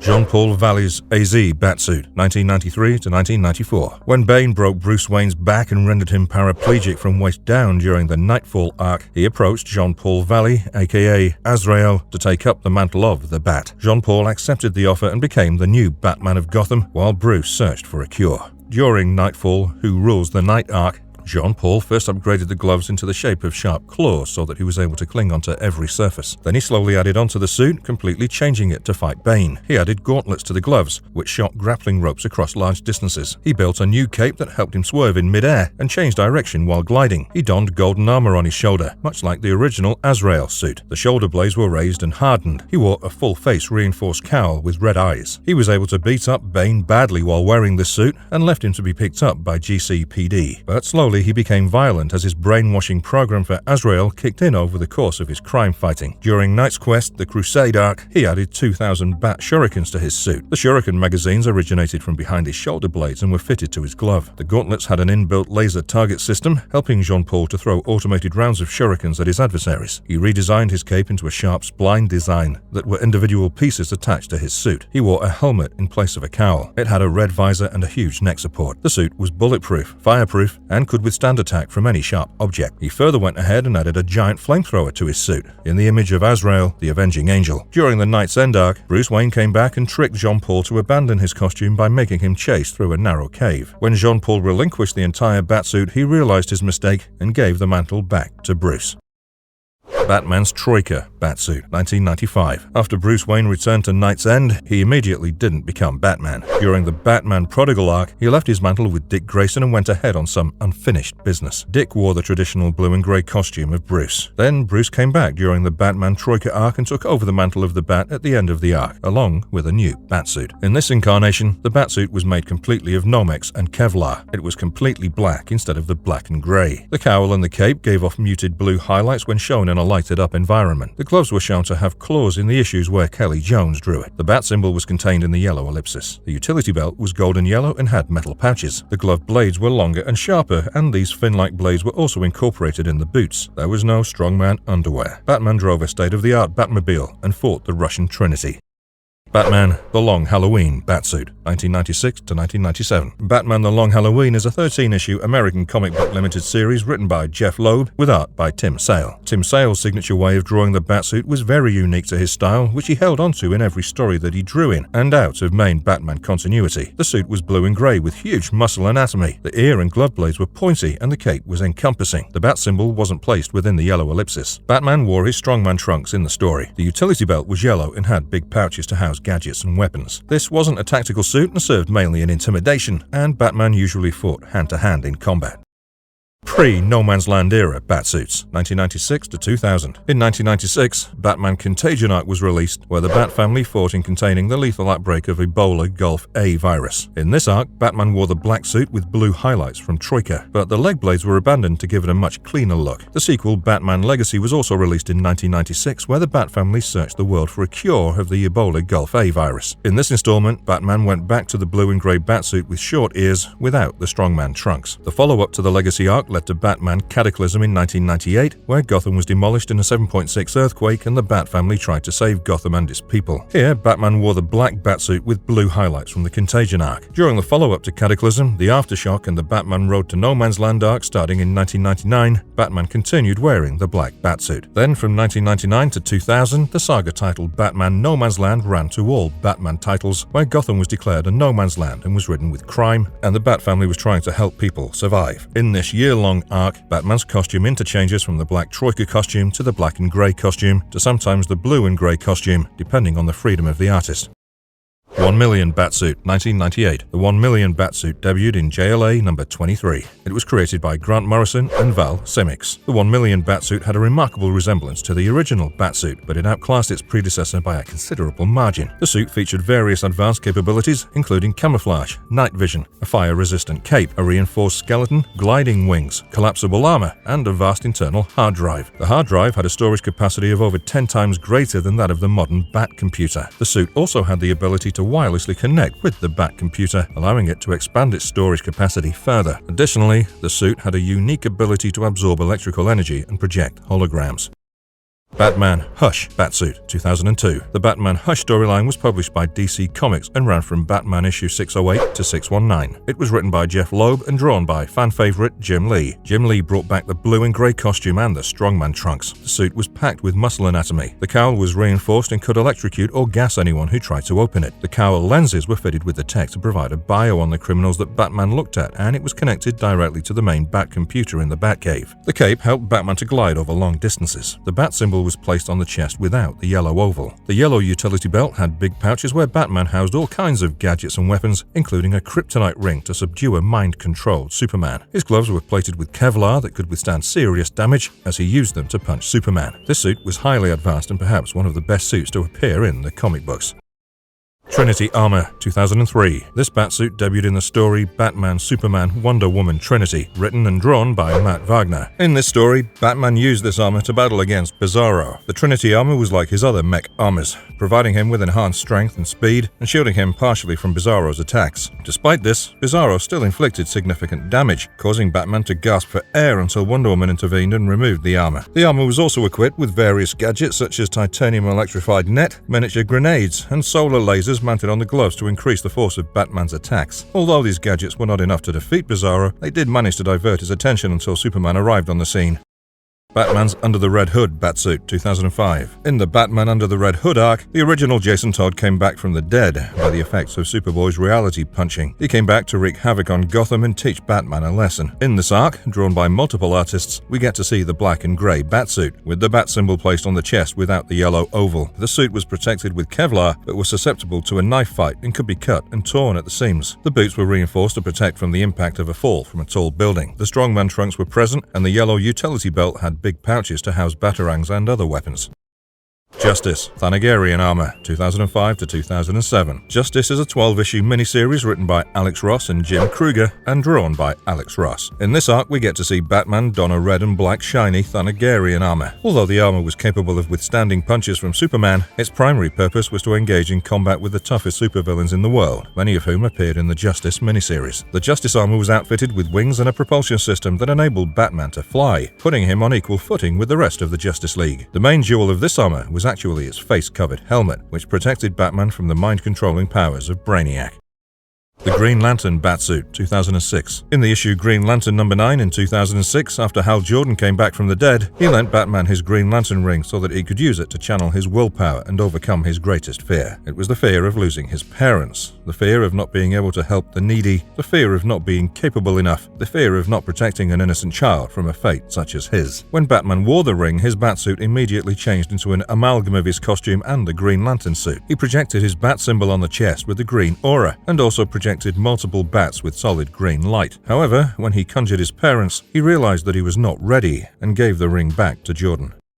The Sinestro Corpsman Batsuit, 2007. During the Sinestro Corps War storyline, Sinestro sent out yellow power rings to the entire universe to choose his champions. One ring latched onto Batman, as he had the ability to instill great fear. For an instant, the Batsuit turned into an amalgamation of Sinestro Corps and the Bat costume. However, Batman denied it and went away to get another host. Suit of Sorrows, 2008. This suit debuted in Detective Comics issue number 838, written by Paul Dini and drawn by Ryan Benjamin. Talia al Ghul, the daughter of the notorious villain Ra's al Ghul, gifted the Suit of Sorrows to Batman. This suit was crafted during the Crusades in 1190, and its first wearer was driven insane, causing him to mercilessly kill hundreds of individuals. Despite this dark history, Batman was not affected by it. It was crafted from the blades and breastplates of deceased members of the Order of Purity, a breakaway faction of the Order of St. Dumas. The Suit of Sorrows bestowed upon Batman increased strength and speed, but also heightened his aggression. After experiencing its negative effects, Batman made the decision to discontinue its use, but couldn't bring himself to dispose of it, instead storing it in the Batcave. The suit was later stolen and utilized by the new Azrael of the Order of Purity. The Black Lantern Batsuit, 2009. The clone of Batman that was buried in his Batsuit at the end of Final Crisis, which everyone thought was the real Bruce Wayne, came back as a Deadite in the Blackest Night arc. Here, Batman wore his last costume that he wore in Final Crisis. However, it had a Black Lantern symbol on the bat insignia. The boots had blades too. His connection to the Black Lantern ring was later broken. Dick Grayson's Batsuit, 2009 to 2011. When Batman was sent to the Omega Sanction by Darkseid, Dick Grayson took over the mantle in the Batman and Robin run. Dick Grayson brought back the black and grey Batsuit with the Strongman trunks. He upgraded upon Bruce's last Batsuit and created this suit for himself. The symbol was placed on the chest and wasn't contained within the yellow oval. The golden utility belt was unique in its design and had a bat-shaped buckle on it with no pouches. It could hose multiple batarangs and gadgets. The paracape gave Dick gliding capabilities. The gloves had gauntlets fitted to it at the wrists. The Kevlar armor was reduced to give the suit a more cloth-like look. This was fashioned by Dick in order to make the suit lightweight.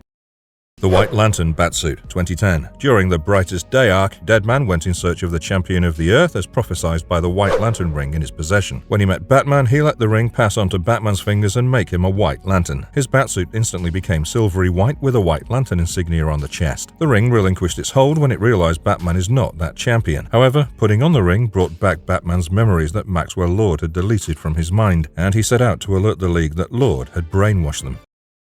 Insider Suit, 2010. After Bruce returned from the Omega Sanction, he did surveillance on Gotham and all the members of the Bat family. The suit debuted in Bruce Wayne, The Road Home, Batman and Robin issue number 1, written by Fabian Nicieza and drawn by Cliff Richards. The Insider Suit emulated several abilities of the Justice League, including a heat vision mode akin to Superman, an electrified wire capable of functioning as a lie detector similar to Wonder Woman's lasso, a camouflage mode that enabled invisibility like Martian Manhunter, a Speed Force mode that allowed Batman to move at superhuman speeds like the Flash, and a force beam powered by willpower comparable to Green Lantern. Additionally, the suit had the ability to fly and teleport via the Justice League teleporter. Essentially, it possessed all the features one could ask for except Batman's signature ears and logo.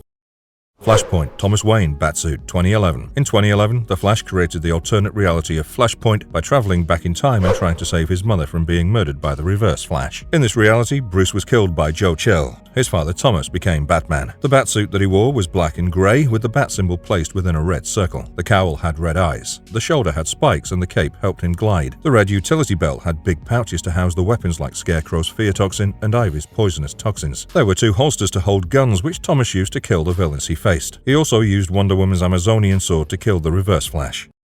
New 52 Batsuit, 2011 to 2016. After the Flashpoint event, the New 52 universe was created, with younger heroes still discovering their place in this world and going on entirely new adventures. A new state-of-the-art Batsuit was created by Jim Lee and Cully Hamner. This Batsuit was black and grey. The cowl was reinforced. The contact lenses on the Batman's eyes were linked to the computer that could do facial recognition, act as a binocular, and receive video signals. The lenses could detect the blood pressure and facial movements and act as a lie detector. It had electromagnetic spectrum vision. The cowl had a lockpick and an earpiece that enhanced Batman's hearing. It recorded all of Batman's memories in the cowl archive and also served as a communication device. The bat symbol was placed on the chest and had a yellow aura around it. The gloves and gauntlets were able to run DNA analysis. It could shoot batarangs, bowlers, gas pellets, and tranquilizers. It could also shoot high-velocity bat ropes and wrist lasers, and also hack computers. The bodysuit was shiny grey with armor plates fashioned after muscle anatomy. There were no strongman trunks. It was bulletproof, fireproof, shockproof to a level, and resistant to acid and extreme pressures. The cape was fireproof and acted as a glider. The inside of the cape was purple. The yellow utility belt held weapons, EMP emitters, energy deflectors, and demagnetizers. The boots were equipped to walk on any surface, be it wall or ice.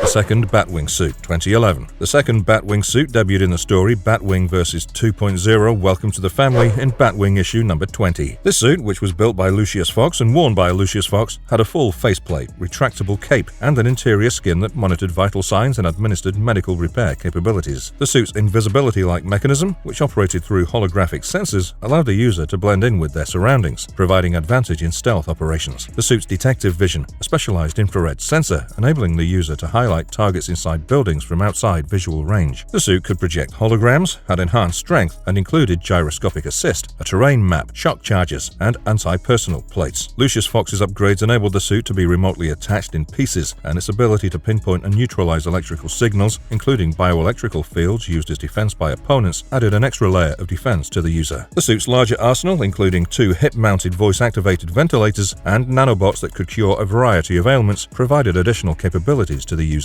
The full-body hologram interface and the ability to alter voice at will within the suit, allowing the user to take on multiple identities, were especially useful upgrades. Overall, the second Batwing suit was an impressive technological marvel that offered its wearer an impressive combination of defense, medical, and offensive features. Court of Owls, the Thrasher suit, 2012. This suit debuted in Batman Volume 2, issue number 8, during the Night of the Owls event, and was created by Scott Snyder and Greg Capullo. After examining the body of Talon William Cobb, Batman discovered that all Talons had a vulnerability to cold climates because of their Electrum implants. So he lowered the temperature in the Batcave to sub-zero levels and used the Thrasher suit to defeat the Talons. It was a big armored robotic black and grey suit with a bat symbol on the chest. It had a yellow utility belt with big pouches to house the gadgets and weapons. The all-covering armor was constructed from meta-aramid mesh fibers, which made the suit more resilient than Kevlar. It was capable of enduring extreme temperatures, both hot and cold, and could store several weeks' worth of oxygen. It could shoot electromagnetic pulse, cryo-batarangs, and electrostatic needles to incapacitate the Talons. The suit enhanced Batman's strength in combat and helped him to battle the Talons unbound.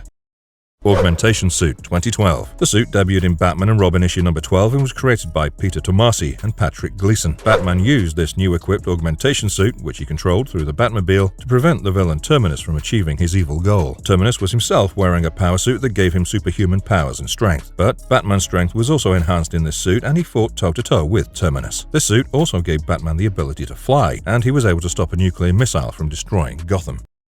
Superman Unchained, 2013, Stealth Armor. One of Batman's superpowers is hiding in the shadows. For all we know, he is the shadows. But what if a suit could do this stealth action for him? We see such a suit in Superman Unchained issue number 2, created by Scott Snyder and Jim Lee. Prior to becoming friends with Superman, Batman held a profound distrust of the Kryptonian, leading him to develop a suit that would conceal him from Superman's vision. However, he never utilized the suit until Superman inquired about its existence. In just 2 days, Batman demonstrated to the Man of Steel that such a suit was feasible. The suit, called the Stealth Suit, was designed to function across the complete magnetic spectrum, automatically adapting to any detection methods utilized to remain concealed. This was exemplified when not only was Superman unable to detect Batman in the suit, but neither was the Wrath, who was defeated by Batman with the assistance of the GCPD.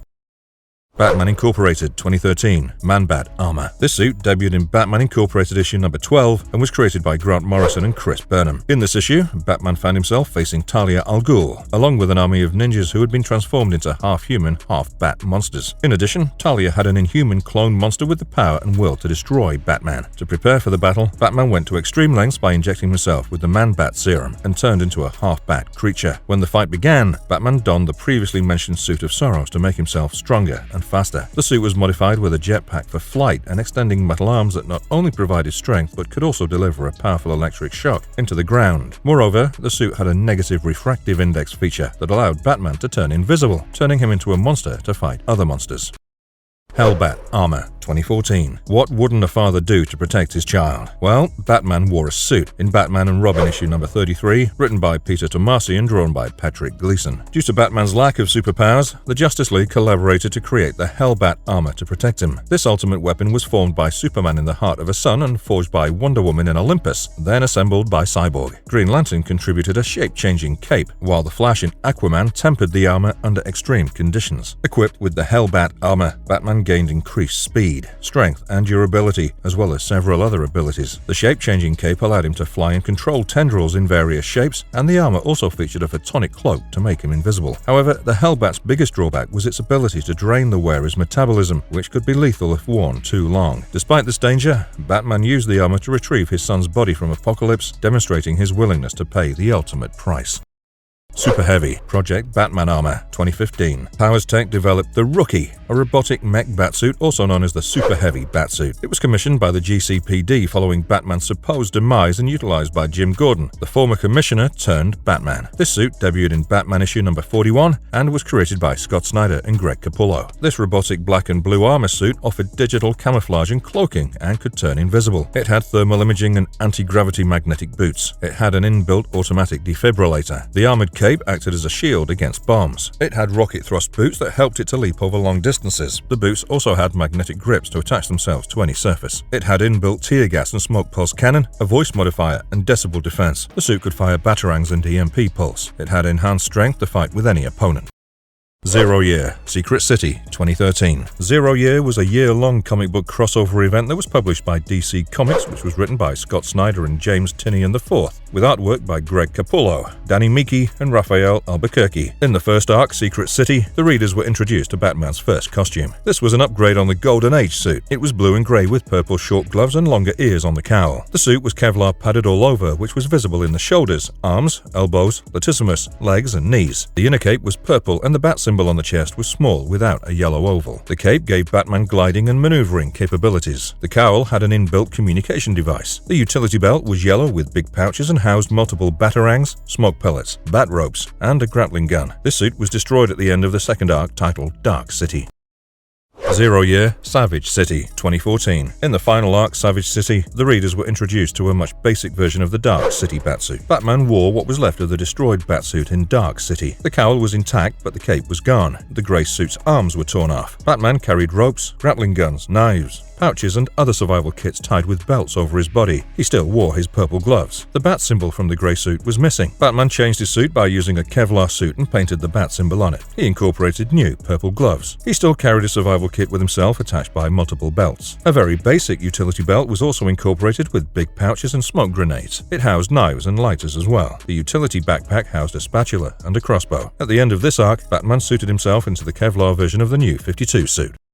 Justice League Hazbat Suit 2014. This batsuit debuted in Justice League Volume 2 issue number 35 and was created by Jeff Johns and Jason Fabok. Batman wore this batsuit during the early days of the Amazo virus attack. It was an armored yet lightweight suit with a transparent shield over his cowl. This suit had its own oxygen supply and was created to protect Batman from harmful viruses, toxins, and radiation. The cowl had glowing eyes and the bat symbol also glowed. It had yellow pouches in the utility belt in which Batman housed gadgets and weapons. It also had an inbuilt taser to electrocute and contain the infected metahumans. It had the ability to medically scan anyone. It could safely acquire and test tissue samples. It had an inbuilt defibrillator to revive anyone and also had enhanced thermal imaging. It amplified Batman's strength and he was able to withstand a super cyclone created by a meta. Justice Buster Suit 2014. In Batman Endgame issue number 1, written by Scott Snyder and penciled by Greg Capullo, the readers were introduced to Fenrir, aka the Justice Buster Suit, the black and grey mecha armor with blue eyes. The Joker's scheme involved infecting the Justice League to turn them against Batman. However, the Dark Knight was ready for the worst-case scenario and utilized a behemoth of an armored suit to take them down quickly. Wonder Woman was ensnared with the Bind of Veils, causing her to believe she defeated Batman, while the Flash was incapacitated at hyperspeed. Aquaman was dehydrated with foam, Cyborg was neutralized by an electromagnetic nerve tree, and Green Lantern was targeted with a citrine neutralizer. But the most impressive feat was taking down Superman, using gauntlets with microscopic red suns collected from dead solar systems for added power, a heat and cold resistant coating, and even kryptonite-laced gum as a last resort. The suit was also capable of taking Superman's punches up front and handling the damage. Rebirth Batsuit 2016 to 2018. The Rebirth-era Batsuit was almost similar to the New 52 Batsuit, since Batman's mythos was only soft rebooted when the Rebirth event occurred. The black and grey Batsuit featured a reinforced cowl with contact lenses linked to a computer that allowed for facial recognition, binocular vision, and video reception. Electromagnetic spectrum vision was also included. The cowl was fitted with a lockpick and earpiece that amplified Batman's hearing. The bat symbol on the chest had a yellow aura, and the gloves and gauntlets could run DNA analysis and shoot a variety of weapons such as batarangs, bowlers, gas pellets, tranquilizers, high-velocity bat ropes, wrist lasers, and hacking devices. The only difference with the new 52 suit was that the bodysuit abandoned the shiny look and a Kevlar-protected, heavy fabric look was used. It mimicked muscle anatomy without the use of strongman trunks. It was bulletproof, fireproof, and shockproof to some degree, and resistant to acid and extreme pressure. The fireproof cape acted as a glider and was lined with purple on the inside. The yellow utility belt housed weapons such as EMP emitters, energy deflectors, and demagnetizers. Additionally, the boots were outfitted to walk on any surface, whether it be a wall or ice. Batman: The Gift, 2018. We get to see an alternate version of the Batsuit in the storyline The Gift. It ran from Batman Volume 3, issue number 45 to 47. Booster Gold wanted to give Batman the perfect gift for his wedding with Catwoman, so he went back in time and saved his parents. When he came back, he saw a crime-ridden Gotham City, where Dick Grayson is a cold-hearted killer vigilante known as Batman. Dick's black and grey Batsuit had a very rough design. It was armored and Kevlar plated all over, and in some places the Kevlar wasn't concealed. His gloves and thighs were bandaged, and he carried an AK-105 assault rifle to kill the criminals. He packed grenades and holstered pistols on his suit, all put on display to intimidate his opponents. He carried an extra rifle for emergency use. Justice League: The Final Batsuit, 2019. The Final Batsuit debuted in Justice League Volume 4, issue number 24 in July 2019 and was created by Scott Snyder and drawn by Jorge Jimenez. It was revealed to Batman when the World Forger was explaining Batman's role in the grand scheme of the cosmos. It was made of Element X, also known as 10th Metal, the fire of the Fourth World, the metal of the Forge, and the metal of pure possibility. Batman used this suit to incapacitate the Justice League in the Sixth Dimension and connect their minds with Superman, who was imprisoned in a dark galaxy devoid of any suns. With the help of this suit, Batman swerved Superman in the direction of the new suns and helped in return and stop the World Forger from creating a new multiverse. The suit was gigantic in size and could create weapons from a simple thought, like white light cannons, or lightning webs, or mini robo Batmobiles that could stop any superhero in their tracks with lightning webs and lassos. It could heal and protect its wearer from any physical assault and enabled the wearer to fly. It could connect with the cosmos and evolve or change any thought at a cellular level, and talk to reality at the same time. There was nothing that this suit couldn't do, and even if any other upgraded suit made an appearance in comics, it'd be very difficult to top this one. Batman: Death Metal Batsuit, 2020. During the Death Metal event, Batman met his demise in the battle with Perpetua, but was brought back to life using one of the Black Lantern power rings. Batman opted to swap his cape for a dark trench coat equipped with spiked shoulder pads. Additionally, he donned extra armor and brandished a menacing scythe. Batman wore silver spiked gauntlets and silver utility belt complete with chains and a bat insignia. To heighten his intimidation factor, he rode a motorcycle constructed from a colossal Hellbat skeleton. This suit provided no added features and was used mainly to suit the theme and post-apocalyptic environment of the story. Batman Future State Suit, 2021. Future State is an alternate possible future that was shown as a direct sequel to Dark Knight's Death Metal. In this story, Batman's secret identity was exposed by the Magistrate, and he was stripped of his fortunes, and upon being hunted by Peacekeeper 01, he went into hiding. He came back and operated in a low-key grey and black batsuit. It was made of padded armor plates worn over a bodysuit. The cowl was reinforced, but Batman's arms were exposed. The utility pouches were a part of the suit that housed multiple gadgets and weapons like batarangs and smoke grenades, including a bat rope. Batman ditched the cape for operating in stealth. Jason Todd Batsuit, 2021. When Batman was poisoned by the toxin of the villain named Cheer, who teamed up with Mr. Freeze, his former ward, Jason Todd, aka the Red Hood, dressed up in a batsuit to free him and defeat the villains. This batsuit debuted in Batman: Urban Legends Volume 1, issue number 6. This batsuit was basically an amalgamation of the batsuit and the Red Hood suit. The grey bodysuit with the bat symbol, the gloves, the boots, the yellow utility belts, all were intact, but Jason ditched the cape as well as the cowl. Instead, the cowl was replaced with a red and black face mask with red eyes. The suit was bulkier and heavier than the usual batsuits, but it came in handy against Mr. Freeze's freeze ray. Jason could break out easily after being frozen. The mask gave him immunity to Cheer's fear toxin. Jace Fox Batsuit, 2021. Timothy Jace Fox was the eldest son of Lucius Fox. Jace took a job at Wayne Enterprises to investigate his target, Tyler Arcadine. There, he discovered that Bruce was Batman after finding a bat costume in the Hibernaculum. Jace made the Hibernaculum his covert headquarters and put on the armor to prevent Arcadine's soldiers from killing GCPD officers. After taking care of the criminals at Gotham, Jace moved to New York as the city's Batman. The Batsuit that Jace wore had a full face mask. Apart from that, the entire Batsuit followed the traditional design of the black and grey costume. The entire batsuit was reinforced with armored plates with a bat symbol over the chest sans a yellow oval. The suit was technically very advanced and Jace kept on building over it. He had 2 batons up his glove gauntlet which he used during combat. Batsuits outside main Batman continuity. Now let's take a look at the batsuits that were donned by alternate versions of Batman in the comics.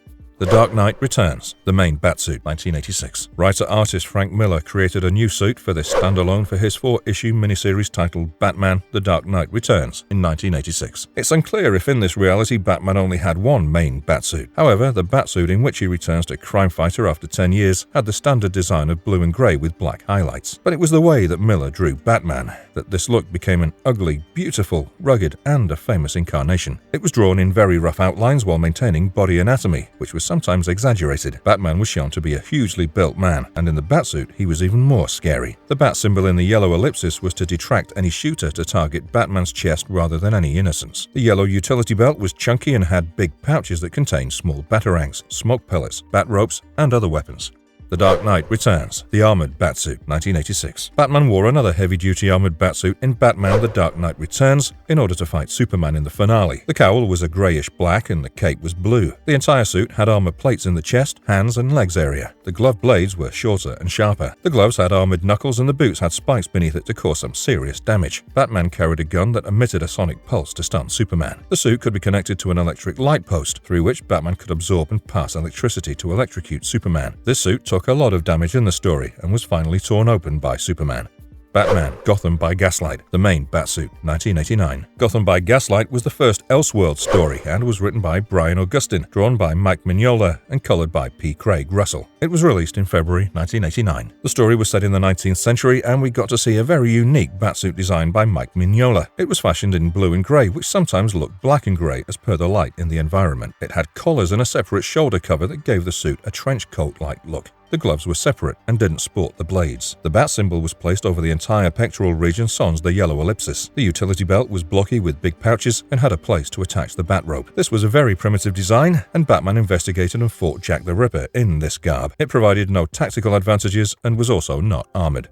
The Vampire Batsuit from Red Rain, 1991. Kelly Jones had a beautiful way of drawing Batman in and out of the main Batman continuity. He held onto his style of drawing Batman and Batsuit whatever story he put him in. In the story Batman and Dracula, Red Rain in 1991, we get to see a gothic Batsuit that was the traditional blue and grey costume with black highlights. It had the bat symbol in the yellow ellipsis placed on the chest and yellow utility belt with big pouches. The strongman trunks were present. The muscle anatomy drawn on the suit was highly detailed and exaggerated. Ears were very long and pointy, same as the glove blades, and the signature cape design of Kelly Jones was a different beast. The cape was very, very long and varied in size and shape in different panels. It flowed like it had its own life and wrapped around Batman's body in different shapes. Dracula was killed in the final battle, but not before biting Batman and turning him.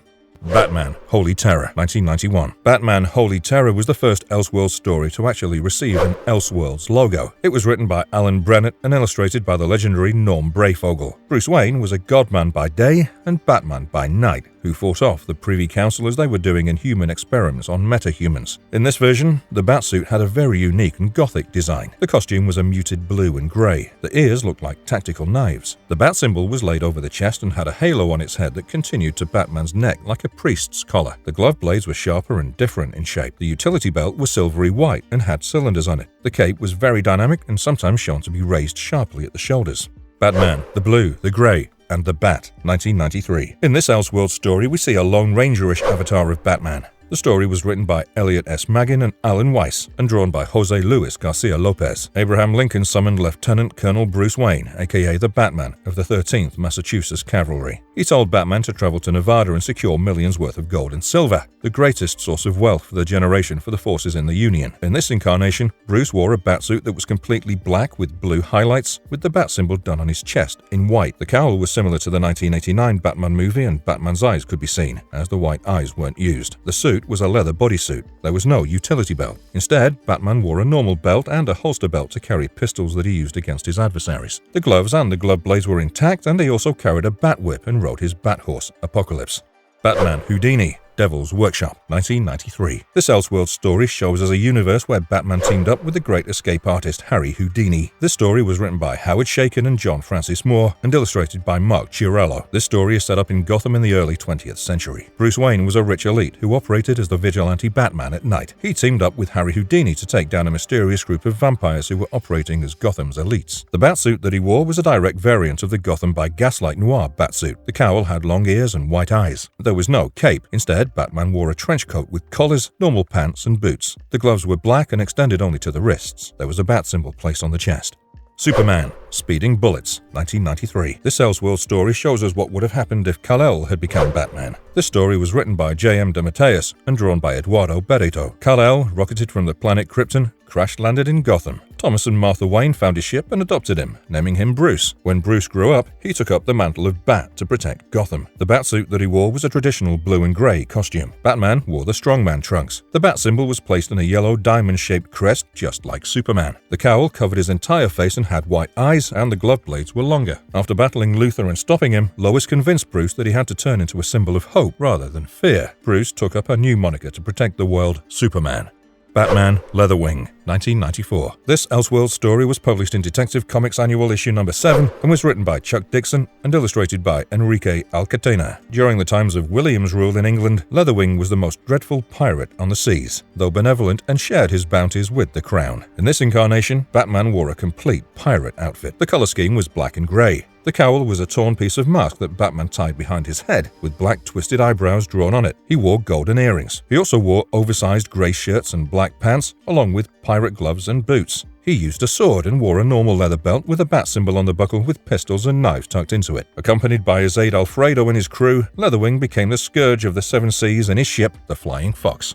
Batman the Tyrant, 1994. This Elseworld story was written by Alan Grant and drawn by Tom Rainey and Joe Staton. It was released in Shadow of the Bat Annual Issue No. 2 in 1994. In this story, Bruce ran a fascist state, being city leader Bruce Wayne in the day and Batman, the scourge of criminals, at night. Aided by Jonathan Crane, he used psychotropic drugs to keep all of Gotham in check. The Tyrant batsuit he wore followed the blue and grey scheme, with the bat symbol placed on the chest without the yellow ellipsis. The utility belt was yellow and pouchless, and the pants were black. The boots were further reinforced to give them a broader look. The story ended with Bruce realizing his mistakes and confessing his crimes, and the Gothamites burning the Wayne Manor with Batman in it.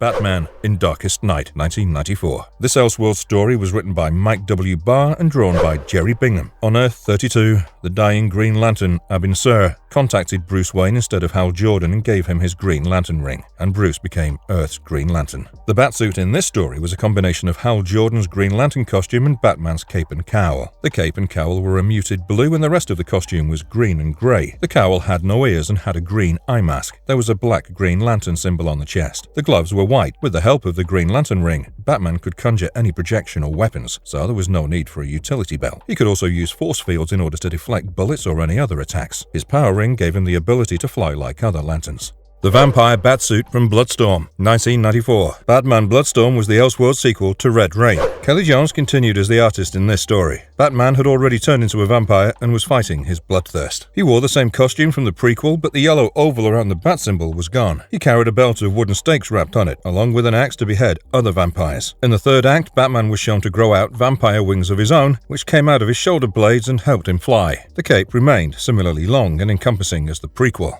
Batman, The Castle of the Bat, 1994. This Elseworld story was written by Jack C. Harris and drawn by Bo Hampton. This is a spiritual adaptation of Mary Shelley's Frankenstein and presented in lieu of old Hammer horror movies. Dr. Bruce Wayne planted his father's brain in a body made of scavenged body parts and with the help of science and lightning brought him to life. Bruce donned it with a bat costume and gave it the powers of a bat in order to enhance it. It transformed into a bat-like creature and became a Batman. The batsuit worn by the monster was directly reminiscent of the suit from Devil's Workshop, with a trench coat and a bat symbol on the chest. The color scheme was a faded blue and grey and there was no cape. The Batman died in the end while saving Bruce and his friends from a collapsing building.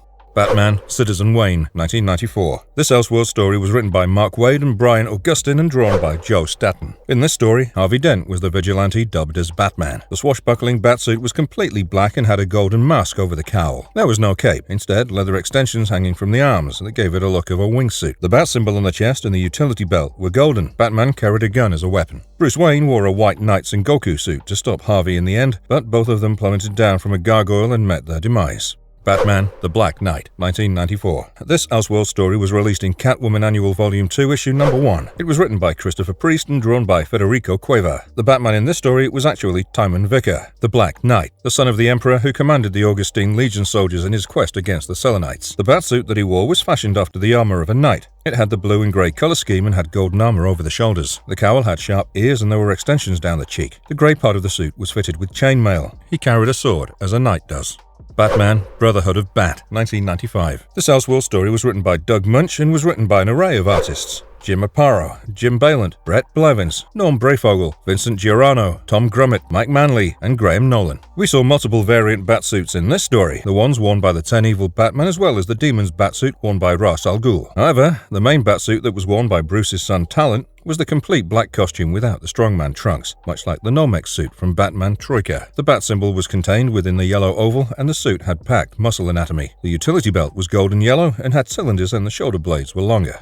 Kingdom Come, 1996. Armored Suit. This Elseworld story was written by Mark Waid and drawn by Alex Ross. Set in Earth 22, Bruce Wayne functioned as the crime fighter, Batman. But with age, he grew disillusioned with the superheroes, as the line between superheroes and supervillains became more blurred. As he grew old, he retired after his identity got exposed and he was attacked by Two-Face and Bane. However, he came back to stop the battle between the old and the new superheroes at the Gulag, accompanied by his group, the Silent Cavalry. The Exo Batsuit that he wore was fitted with armored metal wings as well as metal prosthetics that would amplify Bruce's movement and help him fight like a young man. The cowl was replaced with a helmet having neck support. It gave him flying capabilities and was mounted with twin-mounted lasers. Batman faced off with Wonder Woman in this Batsuit and was ultimately successful in bringing her around.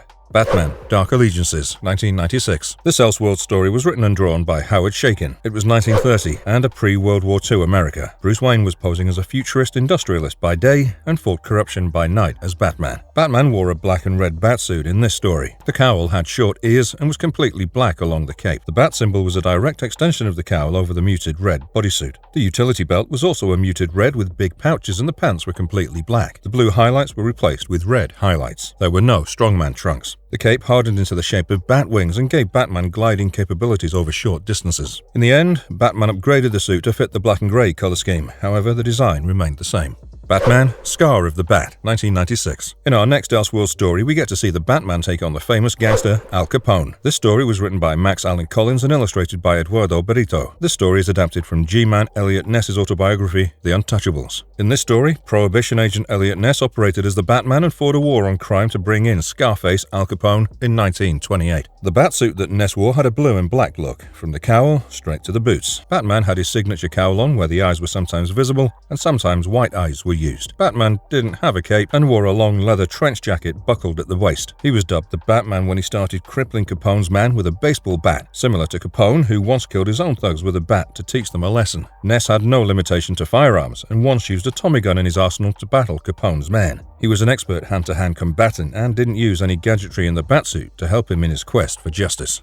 Amalgam Batman, Dark Claw, 1996. Logan Wayne, aka Dark Claw, was the Batman of the Amalgam universe presented by Access. He was created by the duo Larry Hama and Jim Baylant. He was the outcome of the fusion of Batman and Wolverine from Marvel Comics. Logan was a metahuman who had adamantium fused to his bones as a part of the Weapon X program. He presented himself as an irresponsible, shallow playboy artist who subsisted off the personal fortune of his family and the proceeds from the sales of his paintings. At night, he fought crime as Dark Claw. The Batsuit that he wore had the black and blue color scheme. However, the cowl was a redesign of Wolverine's yellow mask and had bat wings fashioned as ears. The suit had a bat cape and bat gloves with unusually long blades. He could pop out adamantium claws just like Wolverine. The utility belt was silver and had crescent-shaped pouches. The suit was designed to have yellow stripes on the sides and the legs. The boots had yellow on them. The suit wasn't tactical in any sense since Logan had a healing factor and was a superhuman who aged very slowly. He didn't need any gadgetry in the suit. Batman Mask, 1997. This Elseworld story was written and illustrated by Mike Grell. This was a loose adaptation and an homage to Gaston Leroux's famous literary piece, The Phantom of the Opera. The batsuit that Bruce wore in this story was actually a black tailored suit with proper boots. The cape and the cowl were traditional black and blue. The cowl came off as a separate piece below which Batman's neck was visible. A golden string was used to hold the cape over his shoulders. The cape didn't have gliding capabilities. The bat symbol was placed in a diamond-shaped crest over the chest. The gloves, however, had the blades on it. The suit housed a bat rope that Batman used to dangle from any elevated structure. This was just a normal suit and didn't help Batman in his fights.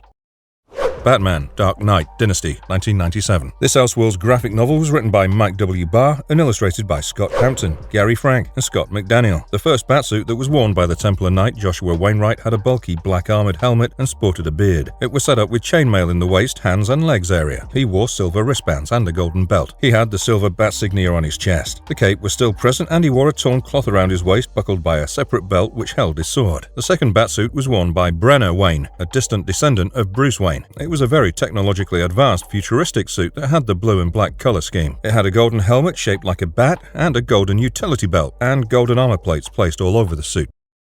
Tangent Comics Batman, Earth 9, 1997. A DC Comics imprint named Tangent Comics was established in 1997 and was based on concepts by Dan Jurgens. Set on Earth 9, Sir Williams was the Batman of the Tangent universe. He could transfer his spirit into his armor and have it walk freely while carrying out good actions. This bat armor was red and blue in color and carried a sword and a shield. It was fitted with chainmail and had armored plates on it. It had a bat insignia on the chest. The cowl was a full armored helmet and sported green eyes. The cape was also hard armor and shaped like bat wings and helped him to glide and jump across distances. The Vampire Batsuit from Crimson Mist, 1998. In 1998, the third part of the Elseworlds Batman Dracula trilogy, titled Batman Crimson Mist, was released. Batman wore the same suit from Bloodstorm, but here he'd turned completely into an animalistic vampire and given in to his bloodlust. Due to being staked through the heart in Bloodstorm, he was stuck in a limbo. When raised from the dead, he returns as an undead, dying to feed on human blood. The anatomy beneath the mask and the bodysuit was that of a skeleton with bones protruding outwards. He also had his wings that helped him to fly. In the end, Batman walked into the sunlight and was reduced to ashes, while only his cape and cowl remained floating in the air. Batman Dark Knight of the Round Table, 1998. This Elseworld story was written by Bob Layton and drawn by Dick Giordano. In this story, Bruce Waynesmore was trained by Merlin, who gave him weapons that were forged in the fiery breath of a dragon and cooled in its blood. He was blessed with the might of the Lady of the Lake and the sword of Sir Thomas Waynesmore, and so Bruce was transformed into Batman, the Dark Knight. He wore a silver batsuit fitted with chainmail and plated with armors. He wore a bat helmet with red eyes and a cape that was black with blue highlights. His costume was fashioned exactly after a night at King Arthur's table, and rode a super unicorn. Batman Thrill Killer, 1998. This Elseworld story is a crime noir written by Howard Chaykin and illustrated by Dan Brereton. Bruce Wayne appeared as Batman at the very end of the story. The batsuit that he wore was black with blue highlights, and the cowl resembled the Batman Forever cowl with white eyes. The suit had a yellow bat symbol across the chest and huge muscle anatomy. The yellow utility belt had big pouches and a bat symbol on the round buckle. The cape was shorter than the other incarnations and hung down till the waist. Batman Reign of Terror, 1999. This Elseworld story was written by Mike W. Barr and drawn by artist Jose Luis Garcia Lopez. In the story, First Coalition soldier and patriot Captain Bruce Wayne fought alongside the resistance against the tyrannical Committee of Public Safety. The batsuit that he wore was blue and grey with black highlights. The cowl was reinforced and the costume had collars. The bat symbol was golden and hung as a separate piece below the neck. The grey suit was oversized and tucked into black tights. A leather belt was wrapped around his chest, and he also wore a second belt around the waist to hang his sword and pistols. He also carried bat ropes and batarangs to use against his adversaries. Superman, Batman, Generations, 1999. In the third issue of this Elseworld story, we got to see a new batsuit worn by Bruce Wayne Jr. in the segment 1989, Crime and Punishment. It was drawn by John Byrne. This costume was completely black armor. The cowl was a reinforced helmet and the ears resembled Wolverine's mask. The cape was blue with black highlights and could harden up and turn into a glider. It was also fitted with a jetpack that helped Batman fly. Batman could shoot lasers from the gloves. The bat symbol was also black and embossed over the chest. The utility belt was yellow and contained big pouches. Batman War on Crime, 1999. In this standalone Treasury Giant edition drawn by legendary artist Alex Ross, we get to see a very photorealistic and grounded suit, unlike any other version of the Batsuit. The suit is black and grey. The cowl had medium-sized ears, and Bruce Wayne's eyes were visible through the mask. The bat symbol was placed in the chest area without any yellow ellipsis. The cape was light fabric and could help Batman glide or break his fall. The utility belt was yellow and had pouches. The strongman trunks were back and the boots extended till the knees. This suit, however, had no extra advantages as Batman was shown to be an expert hand-to-hand combatant. Catwoman, Guardian of Gotham, 1999. This Elseworld story was written by Doug Munch and drawn by Jim Bayland. In this story, Bruce Wayne, aka Batman, was a disturbed serial killer obsessed with destroying Selina Kyle, aka Catwoman. The blue and black batsuit that he wore was quite demonic and maniacal. The ears were sharp and shaped like swords, and so were the glove blades. The cowl had red eyes. The cape was torn and tattered, and was twisted and sharp at the shoulders. The gloves had long claw-like fingers. Batman carried a big batarang that was actually a dual-facing knife that he used to stab and kill his victims. Batman, Book of the Dead, 1999. This Elseworld story was written by Doug Munch and illustrated by Barry Kitson. The main batsuit that Bruce Wayne wore in this story was the blue and grey one, with trunks. However, we'll focus on the batsuit of the bat god Necron, who was also a key character in this story. Necron's outfit was all black with blue highlights. It resembled that of a pharaoh king. The suit was shiny and made of a godly metal. It had a gold bat insignia on the chest and had gloves fitted with gauntlets. He wore a big gold waistband. His batsuit didn't have any special advantage as he was himself a god and had superpowers. Batman Nosferatu, 1999. This Elseworld story was written by Jean-Marc Lofficier and Randy Lofficier and drawn by Ted McKeever. This was an attempt in the steampunk genre and was presented in the lieu of classic movies like Metropolis, The Captain of Dr. Caligari, and Nosferatu, a symphony of horror. In this version, Bruce Wayneson found ancient conscious computers in the great pit of the underworld that have shaped reality over time. They turned Bruce into Nosferatu, a bat-like robotic creature and a force for good, and deployed him in Metropolis. The cowl was like a skeleton with two antenna-like ears. The suit was a normal coat and pants with fashioned reinforced boots. His hands were big and fingers were long and sharp that he used to fight his adversaries. His coat was tattered and floated in the air, giving it a look of a cape. The bat symbol was placed in a locket and hung by a necklace over his chest.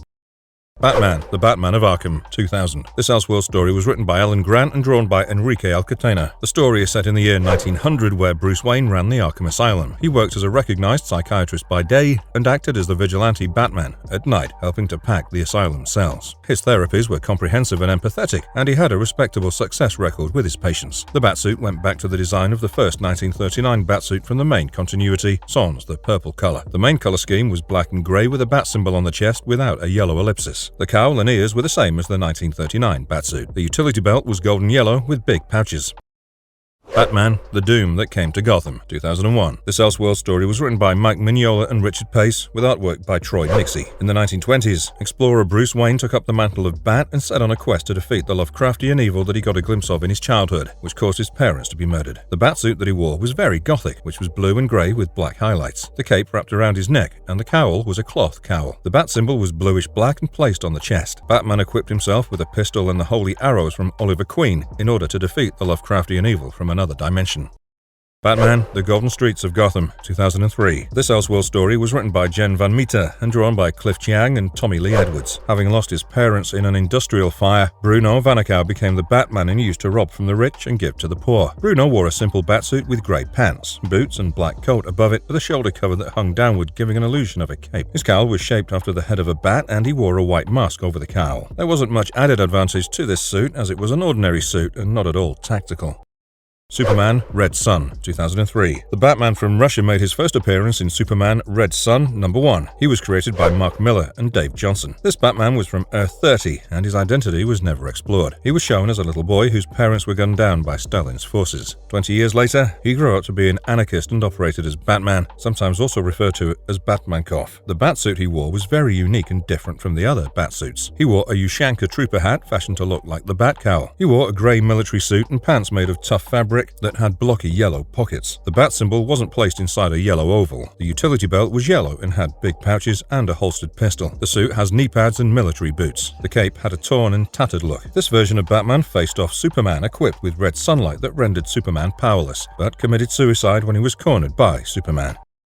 DC, The New Frontier, 2004. This was a 6-issue limited series that won Eisner, Harvey, and Shuster Awards and was written and drawn by Darwin Cook. This story showed Batman from the 1950s in the Golden Age. The Batsuit was the same as the Golden Age Batsuit from main continuity, as designed by Bob Kane and Bill Finger. It was black and grey. The gloves were purple and short. It had a yellow utility belt, and the bat symbol wasn't contained in the yellow ellipsis. This suit went through an upgrade in the story and later resembled the Batsuit from the later half of the Golden Age, with shorter ears, much inspired from Dick Sprang's design.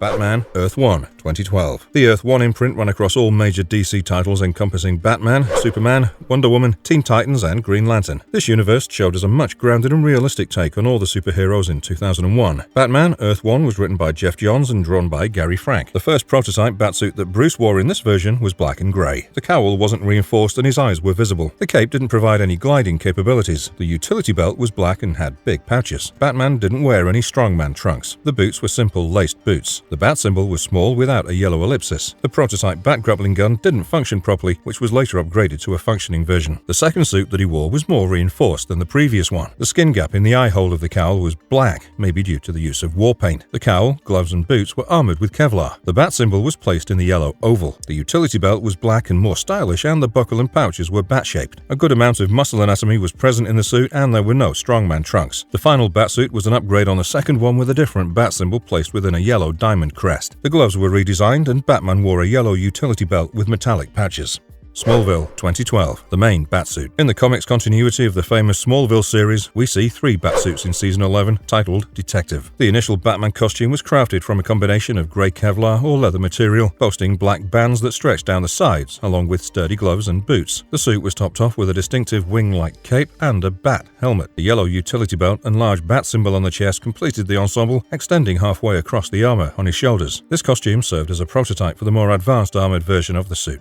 Smallville, 2012, the second Batsuit. The second Batsuit in Smallville Season 11, Detective, was modeled after a knight and was dark-toned and armored to make him appear bigger than he actually was, intimidating his enemies. The suit combined antique and futuristic elements and was made of a padded material base with flexible metal plates, including one bearing the bat symbol on the chest. The bat-eared cowl, black utility belt, and wing-like Kevlar cape completed his intimidating look. The cowl had a comlink and white lenses in the eyes for enhanced vision. The emblem on the chest and gloves could protect artificial solar light for use on Kryptonians, while the belt buckle could generate heat to help free him from icy traps. The armored suit not only protected Batman from physical harm, but also enhanced his physical attributes.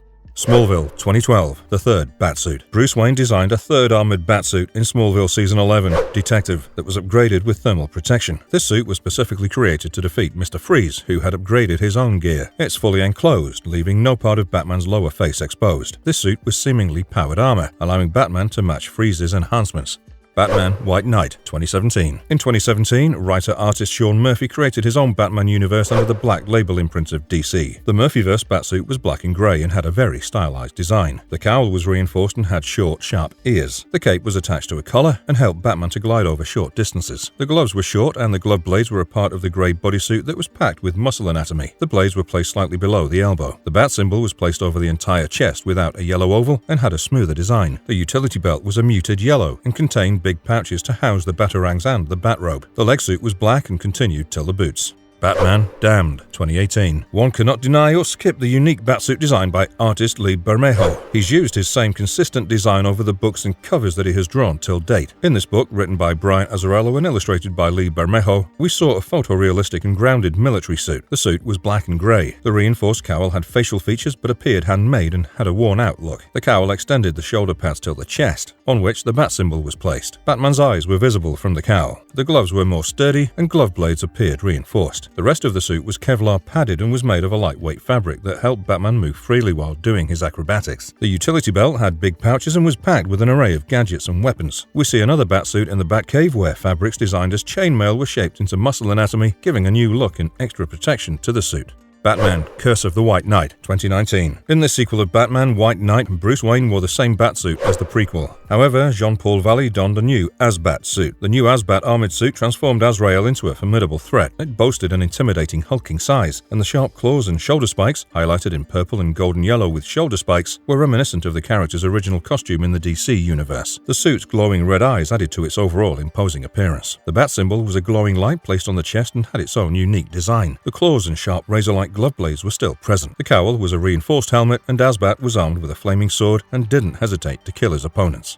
Batman Imposter, 2021. This story was written by Mattson Tomlin and drawn by Andrea Sorrentino. In the story, we're presented with a modern-era crime-ridden Gotham City and a younger, inexperienced and loner Bruce Wayne. Alfred left due to Bruce's anger issues, and he was sent to military school in Russia. Bruce came back to Gotham and became Batman. The Batsuit was similar to the 2022 Batman movie, one of whose writers was also Tomlin. It was a hybrid between a tactical and a heavy fabric. It was black and grey, and armor padded all over, but didn't do good in gunfire or knife fight. The cowl looked reinforced but couldn't save Batman from blunt trauma to the head. The utility belt was black and had big pouches where Batman kept his bat shurikens that he threw to stun his adversaries. The cape didn't have any gliding capability. However, Batman could throw a bat rope that could hook onto any surface on one side and could be attached to his utility belt on the other side that could help him ascend or descend. Batman Beyond the White Knight, 2022, the main suit. This story is the sequel to Batman Curse of the White Knight and was written and drawn by Sean Murphy. The main Batsuit made its debut in issue number 3 of this story. After seizing control of the Wayne Enterprise, Derek Powers manipulated Terry McGinnis into stealing the Beyond suit. This prompted Bruce to escape from prison and adopt a new suit in order to assist in Terry's capture. Bruce made this prototype before the Beyond suit. The suit is black and purple. It was a bodysuit and had a jacket over it that looked like a cape. The jacket had a hood that could be pulled over the head. There was no mask on the face, just 2 herring tech pads and small ears originating from it. The utility belt was yellow with pouches and had a bat rope. The suit had the capability to ditch all cameras around the city and enhanced his strength in combat.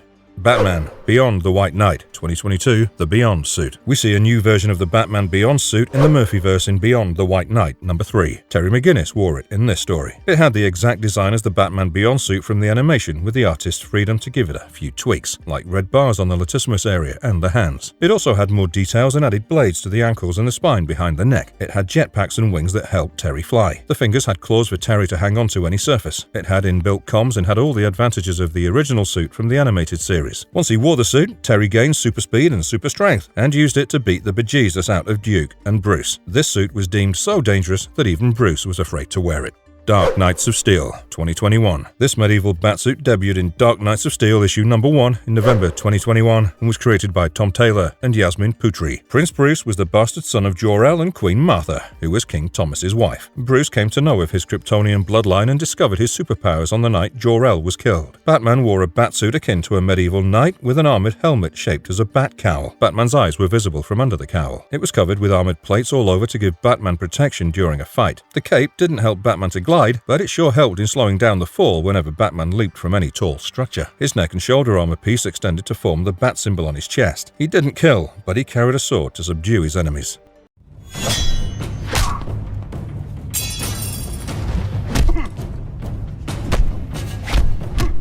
Major batsuits in video games. And finally, let's take a look at some of the major batsuits that have appeared in Batman video games, out of the innumerable batsuits that nowadays come as skins and DLCs. Arkham Asylum Batsuit. The first batsuit in the Arkham Asylum game was heavily padded with Kevlar and featured armored plates layered with kinetic damping gel all over. It had an impact dispersion substructure and Wayne Tech biomechanical support technology, which provided protection against a wide range of physical assaults. However, it had the downside of reducing mobility and flexibility. The suit's components were designed with specific features to enhance Batman's combat abilities and support his mission as a crime fighter. The cowl contained an advanced eavesdropping device and detective mode, while the cape was made from memory cloth that allowed for gliding and provided additional protection and tactical advantages in combat. The boots, gloves, and utility belt were all designed for combat and contained various gadgets and non-lethal weapons. The left gauntlet had a tech to summon the Batwing, maps, and was able to locate any person in Gotham City. Later versions of the suit incorporated lighter materials like titanium fiber cast with Kevlar plates, resulting in a more agile and flexible batsuit.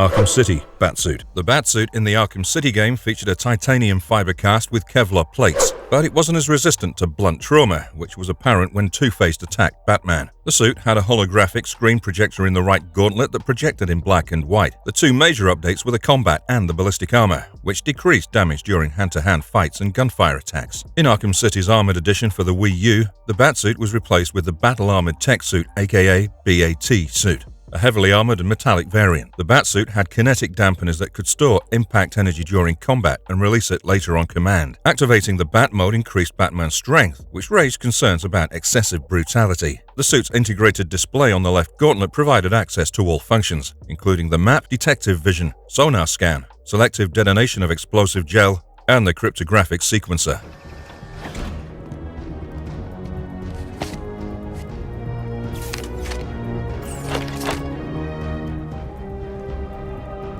The Batsuit version 8.03 was equipped with a tri-weave bodysuit composed of an outer and inner layer of titanium-dipped fiber mesh and an MR fluid-based liquid armor system in between. The liquid armor system would harden upon impact to provide superior shock absorption and enable greater force delivery for counterattacks. Compared to previous ceramic or fiber-based alternatives, the liquid armor layer was more flexible, allowing for faster elimination of multiple targets in quick succession. The suit's subsystems were integrated with the Batmobile, enabling quick launch through the vehicle's electromagnetic ejection system and increased navigational capability. The suit was outfitted with a holographic projector and haptic controls that were mounted on the gauntlets, allowing for remote control of the Batmobile. The gauntlets were also designed with retractable blades and sensors that worked in tandem with detective mode to analyze foreign samples and upload data to remote sites. Despite offering full mobility, the new suit's effectiveness against bullets was only moderate. While the plates were capable of stopping bullets, the liquid armor layer was less effective, particularly at point-blank range. Nonetheless, the suit was designed to compress around a wound and stop bleeding in case of being shot.